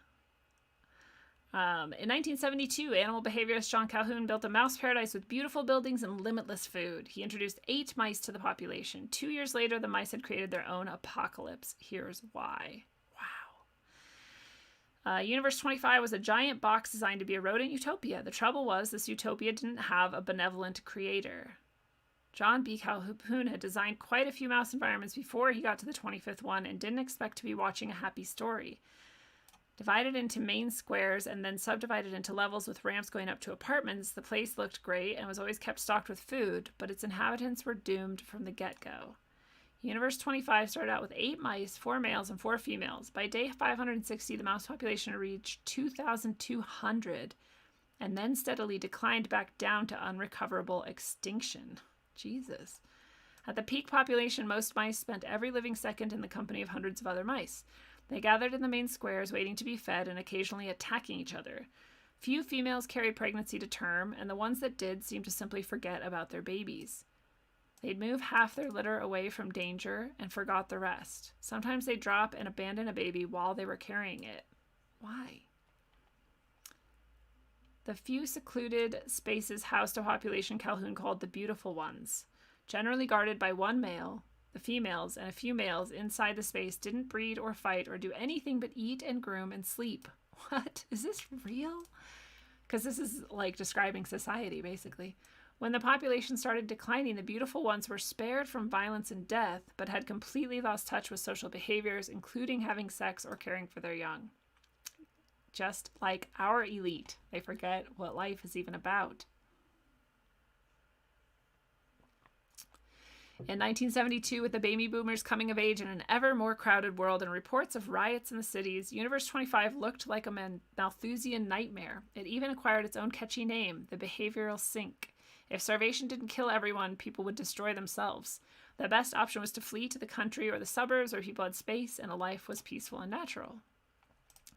Today, the experiment remains frightening, but the nature of the fear has changed. A recent study pointed out that Universe 25 was not, if looked at as a whole, too overcrowded. Pens or apartments at the very end of each hallway had only one entrance and exit, making them easy to guard. This allowed more aggressive territorial males to limit the number of mice in that pen, overcrowding the rest of the world while isolating the few beautiful ones who lived there from normal society. Instead of a population problem, one could argue that Universe 25 had a fair distribution problem. That's exactly what I argue about our world today. The fact remains that it had a problem and one that eventually led to its destruction. If this behavior is shared by both mice and humans, can we escape Universe's 25's fate? Well, for one, we'll point out that this is a closed system and it's not natural, and so who knows how well it mimics life, but it does seem to mimic our system in many ways.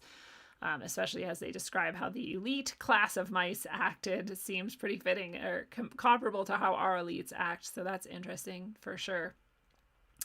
But yeah, that idea of not having a population problem, but having a fair distribution problem is definitely interesting, especially when you think about, and I do talk about this on many of my Rogue Ways road trips videos, which I didn't mean to be bringing up this episode at all, but have come up now twice. But that as I'm driving through all these places in the United States, the vast majority, I don't even know if I could guess a percentage, but let's say 90 at least % of the area is empty. It's devoid of humans, of habitation, of anything. So I don't understand how we have a population problem. I think we have an overcrowding problem and a resource distribution problem, perhaps, but we definitely don't seem to me to have a population problem. We've got like a certain number of roads and they go to a certain number of places, and it's kind of like the mice in that place. Like you have hallways and rooms, I guess, and that was all there was. But if it was borderless, if you didn't have these restrictions on how you traveled to different areas, then they would have a very different outcome. Because the mice could go anywhere and they could do different things, and they could choose not to wait for food in the closed system. They could choose to go out and forage for their own in the rest of the universe that actually exists right over there. And that's kind of, I think, comparable to what we pretend like we have a population problem. But again, when you get out there and look and you're driving through it all, you're like, we have tons of space and tons of water and tons of trees. And like, we just like have certain areas that are imbalanced and unnaturally contained. So I'll say that. But good little tangent. I loved that. The mouse utopia.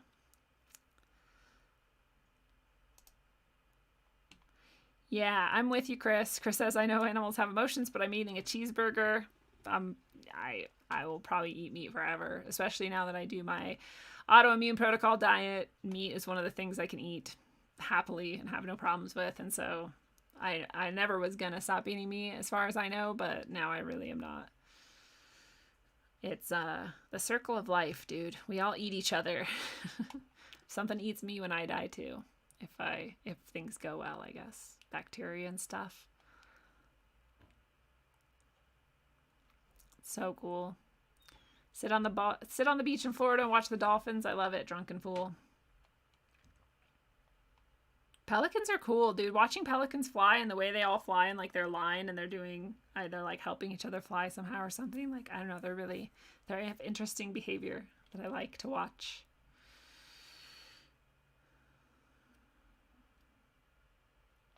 That's a good point. That mouse utopia, the drunken fool says, is a perfect warning for anyone who wants to make the world a utopia. If you try to control everything, like, it will malfunction. Like, only nature has it all figured out, and we should just let it be. Calm down and just let it be.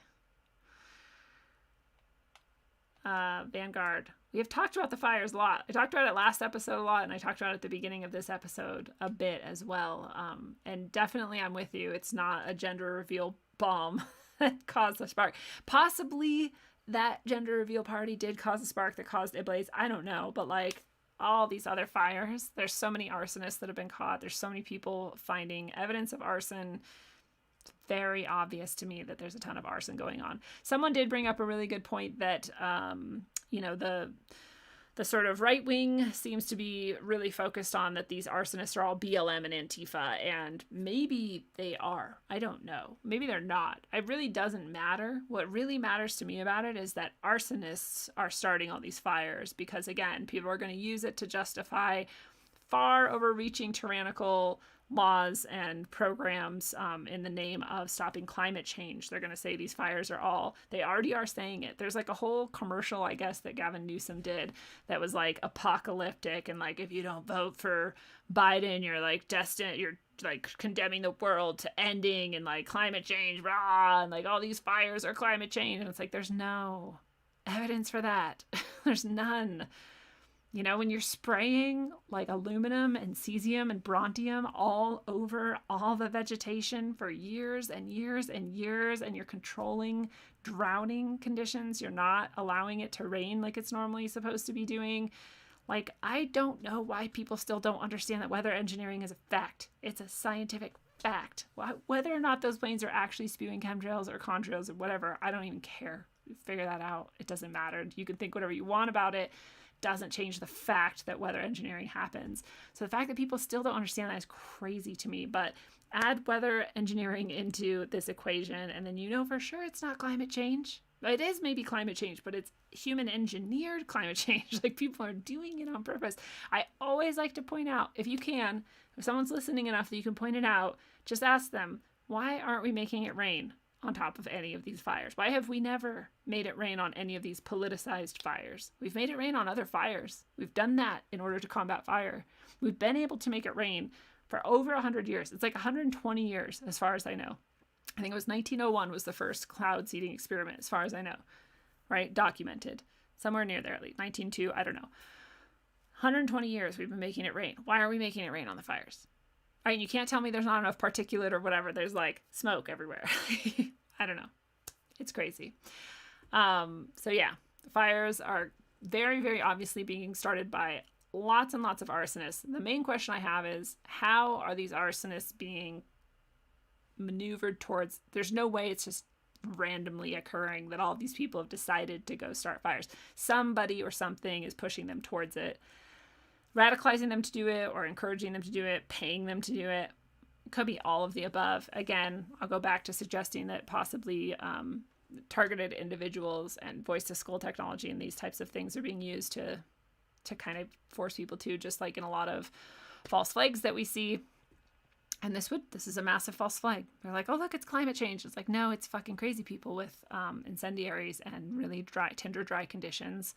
And again, vegetation that's been sprayed with all of this flammable shit for years. So And the DEWs, thank you. The directed energy weapons also that we have. Dutch and Sense on YouTube has been showing, which I showed last episode, and you can go back and look at it, or you can just look up Dutch and Sense and see. Am I saying his name right? Anyways, you can see his videos of pretty clearly show something that seems to be shooting in on radar, direct energy, like it's a line, it's a laser, and it hits these places that are already on fire, but then the fire intensifies visibly at the same exact time that this is striking it. And there's many of these videos, as in many different times that it's been caught on video. It's also been reproduced on many channels, so you can find it in a lot of places if you haven't seen it yet, or you can go back to the last episode of Rogue Ways and see it. But it's pretty obvious to me that massive amounts of arsonists are starting massive amounts of fires, that they are possibly being kept going or intensified by direct energy weapons. And maybe there's also some natural fires happening. That happens. It's very possible. They've talked about all these lightning strikes. That also seems engineered to me. So that's also not climate change. But again, all of these things combined, I just like to remember that it can be literally all of that at once. We don't have to like argue with people over, no, it's all directed energy weapon, or like, no, it's all gender reveal parties, or not that you guys are, but it's just that we should remember that it can be multiple things at once, and it very likely is multiple things at once. And part of the reason they do that is to try and keep us arguing about it or fighting about it, or worse, thinking we know for sure what it is, because we don't ever know for sure. We have a very good idea that there are a lot of arsonists. We have a very good idea that chemicals have been sprayed for years that make things much easier to burn. We have a very good idea that directed energy weapons are being used. And we know for sure that all of it's being politicized and used against us in order to, again, enact really tyrannical, oppressive laws and changes in our society. So that's the disturbing part of all of that. And yeah, it's important to understand the broad scope of possibility going on and to not get caught up in any one aspect of it, to keep your mind open to all of them. That's my main takeaway from the fire so far. It's pretty fucked up. I grew up in the Northwest, and so all of my friends and family are up there dealing with this very heavy, atrocious, apocalyptic feeling smoke. That's worse even than it was 2 years ago, which is hard for me to believe, because 2 years ago I felt like I would rather die than continue living in those conditions, and I literally would not stay. Like, nothing could keep me there. If I were there, I would be here. It's here in Colorado. It's nice and clear again. We had some fires and they're gone. Seems to mostly be the West Coast. We can go back to and look at the fire patterns, which also look like the directed energy weapons are likely guiding the fires to, certain areas. It's like you can intensify them. And so if you can intensify them at very specific points, you can like guide it kind of, or adding or creating fires in very specific ways. Because again, just like the Santa Rosa fire a few years back, we see buildings that are burned to ash while items inside of the building are not burned to ash. A lot of regular people are apparently joking about how some things don't burn in microwaves. Like they understand that directed energy weapons are being used in targeting, because they'll find things like hoses that are still perfectly intact amidst this like ash where like even metal was burnt to a crisp. And so that's really interesting. We see a lot, just like the Santa Rosa fires, we see a lot of where all the houses are gone, but every single tree, every single like light pole or, wooden telephone pole or anything else that should burn also in a fire, the grass is still green. So all these things that were like not touched, but every single house is somehow burnt. Like pretty interesting patterns. And it's to the point where I feel like that is so like normal now that people forgot that it's not, because it's only been a few years that we've been seeing that pattern. But now we have a few years of people seeing that pattern, and I think they're like, well, this is what fires do. Like, we forget so quickly. We forget so quickly. Everyone here is depressed. I'm sorry, Vanguard of Truth. That's really sad. I would be too. That's why I'm like, I would just leave. I don't even care if I had a job or what. I would be like, bye. Like, I'm not staying here. I'm going somewhere where I can breathe and see. But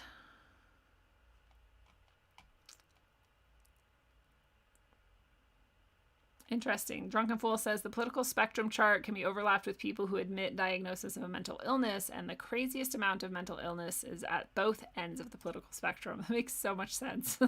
Because you can be really radical and extreme on any, no matter which direction, even if you're looking at the 4-quadrant political spectrum where you go from authoritarianism to libertarianism, and from, economic liberalism to economic conservatism, and you can be anywhere in that whole realm instead of just on a line. You can be extreme on any of those corners or ends of the line, right? So I would guess that it goes all the way around the circle in that way, and that like anytime you're kind of closer to the middle ground, middle path, hashtag, that's my thing. The middle path is the way usually. I haven't found a time yet when the middle path wasn't the way. But yeah, Truth is Alchemy saw a beaver yesterday. What's up? That's your jam. You're on the synchro train of beavers. Spontaneous combustion, I was just thinking of this, and I was wondering if that was the initial testing of sort of directed energy, because it's just like those houses and trees and the grass aren't burnt, the house is. And in spontaneous human combustion, alleged spontaneous human combustion, the like parts of the body are burnt, but usually the hands and the feet are left or something, almost like they're testing like how precise they can make it. I don't know. It is an interesting topic. We could do a whole show just on spontaneous human combustion for sure. But I'm going to wrap it up now because it's been 2 hours. You guys have been awesome, as always, hanging out with me. I love to hear all the information. You guys are always so good at sharing really awesome points and information, and I love that back and forth. I learn from you, and hopefully you learn a bit from me too.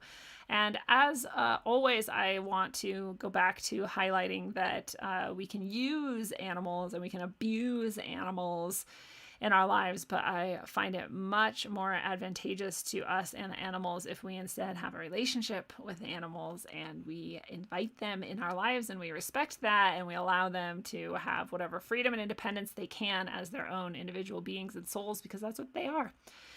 And I also want to say, and I think I talked about this a little bit on the last show, but I seriously, again, that song, Love, Peace, and Harmony, again, I would have never listened to it even. I would have been like, it's kind of like some freaky hippie music or whatever, but Catherine sang it, and when she sang it, it touched me then. I was like, this is a really beautiful song, actually.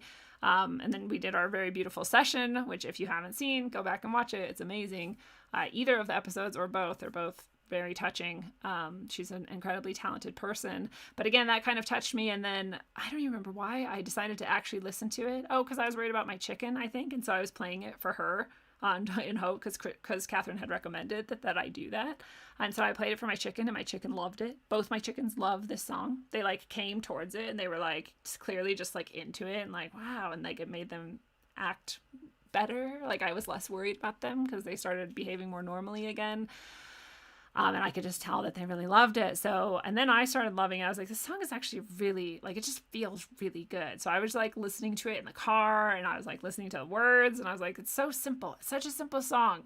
Like, seriously, go listen to it. Because after that night I had a dream where I was singing it. As I said in other episodes, I have never sang a song in my dream in my life. I dream very vividly. I always have. I remember my dreams. I'm very active in my dreams. I do a lot of dream work. I do a lot of dream traveling. I have lucid dreams.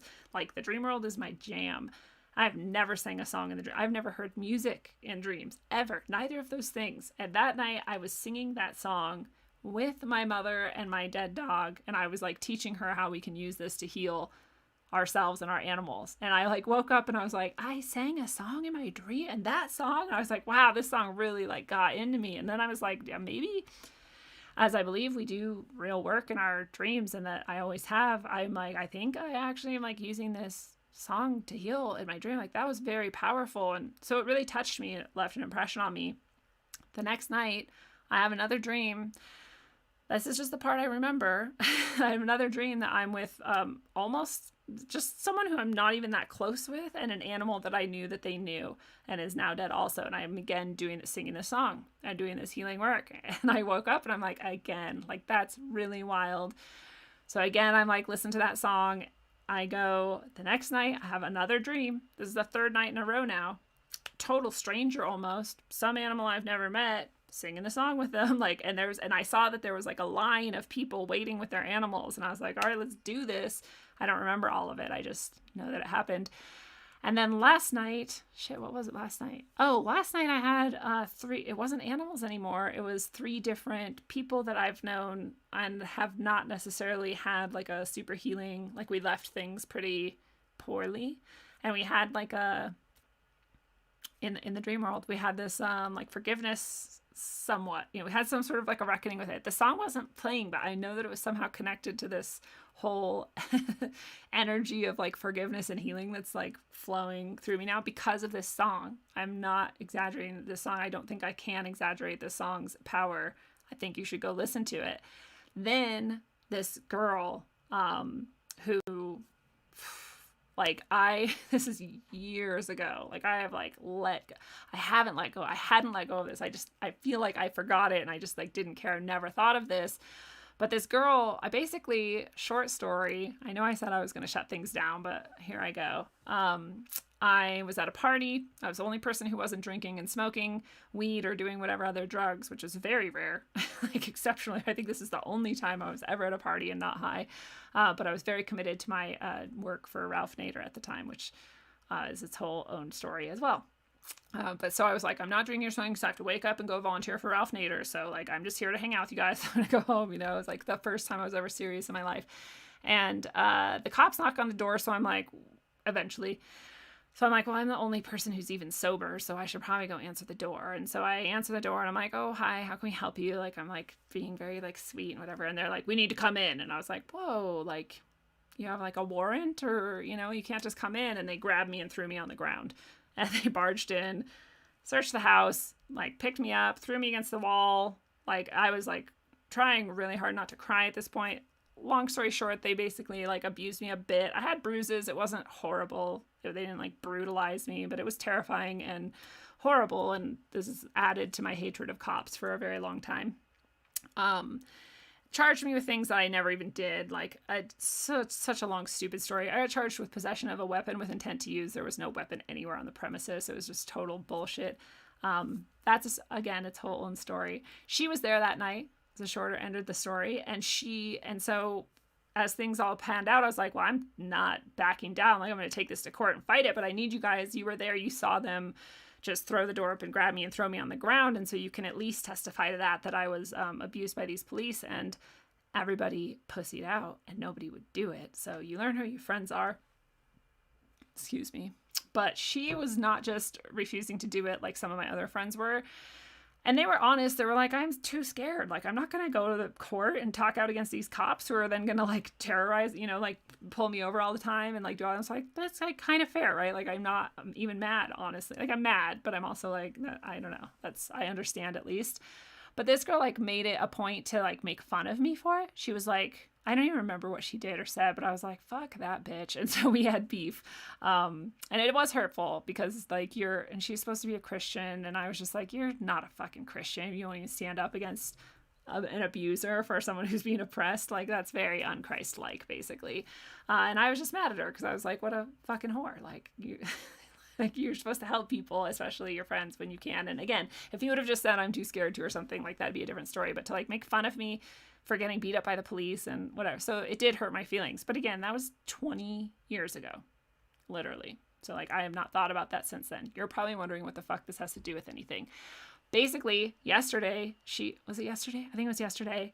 She messaged me out of the blue, like just straight out of the blue, and was like, Lindsay, I know this is very strange and out of the blue, but I remember that I'm like doing all this work where I'm trying to like figure out who I've harmed in my life and try to apologize and make amends for it. And then your name came up in my mind, and I remembered this time that I did this thing to you and you had just been abused by these police, and that must have been so awful for you. And like, I hope that you have healed from that at least. And I also hope that you can find it in your heart to forgive me for that very immature way that I behaved and all of this. And I was like, wow.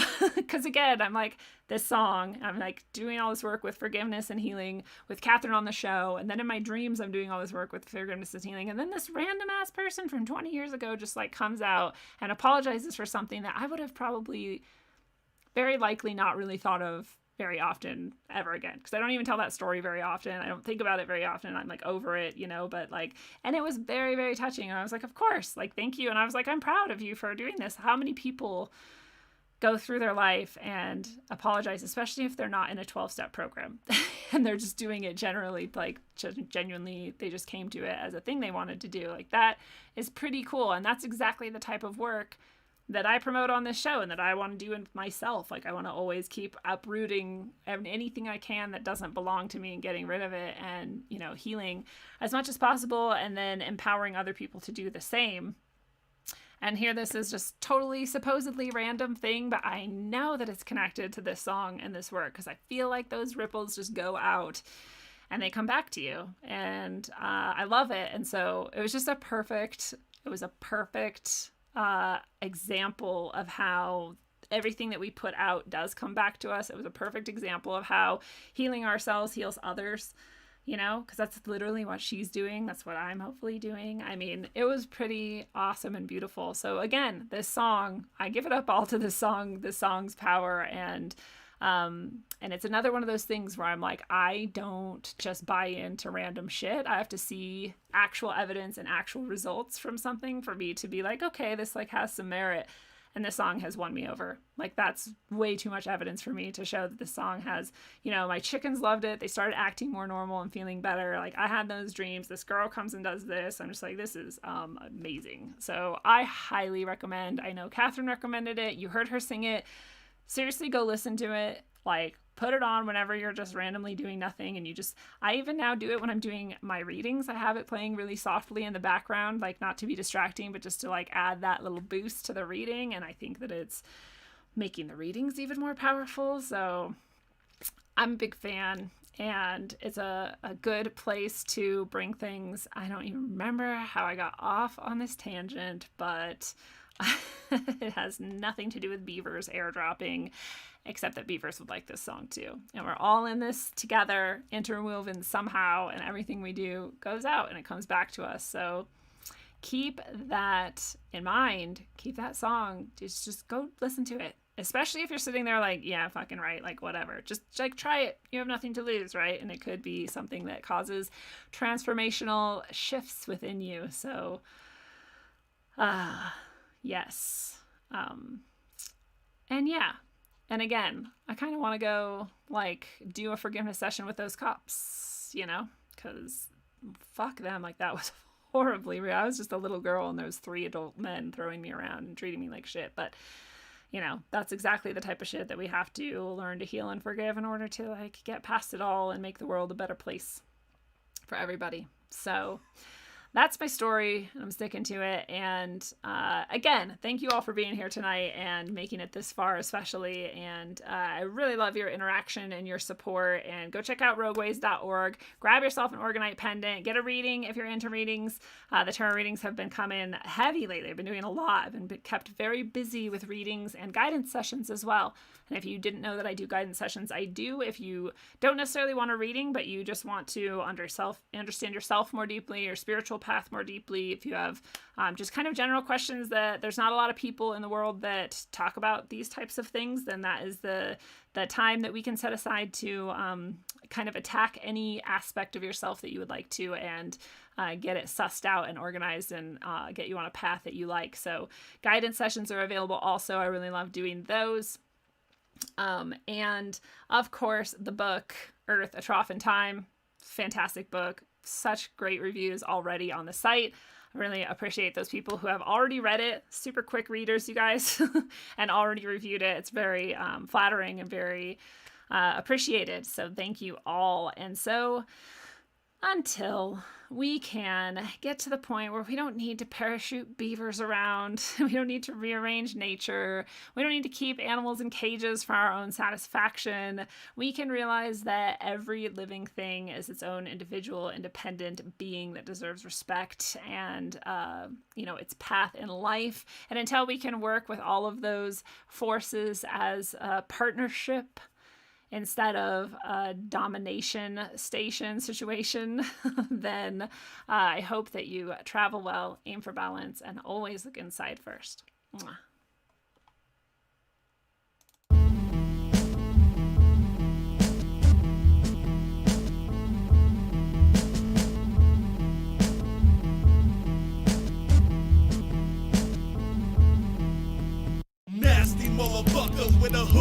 the sickle. Brought to you advertisement, bone-plated nickel. Fire rate, automatic smash from the get-go. Snack on the whack, fermented flesh disco. Abracadabra, archaic altars don't slabber. Hey, making jabbers with reality backwards. Hunting rap nerds, bodyguard collected actors. Munitions are famished, let them feast upon the dapper. Bloody bibs and muddy kicks, feasting on amygdalas. Iron fist, tyrant shit, APO will rip you up. The rhyme rainmaker, Bane style backbreaker. Genghis-Khan depleted uranium satellite lasers. Cloaked in anonymity, I know you never heard of me. No rusted tools used for Crowley style surgery. Dissect a whole set, God body. God taught me to dissect the whole body. When it gets sloppy, I'ma get there. Rhymes rare like steak, get crushed like crates to create 52 states. And it's Baghdad, dust the towels, no rags. Straight melt dash, dust the ash. Turbans while the niggas perkin'. It's on purpose, my service touches the sun's surface. And rainbows touch serpents. My light all night shines so bright. I'm a star for eons, Hollywood's for peons. Cause they try to copy the same shit we on. Hey, I ain't done yet. Lungs depleted and can't breathe, can't believe it. Trying to seek it while trying to peep it. It's a secret. Now you're nobody. Label somebody. Trying to claim John Gotti. It's yours truly, God body.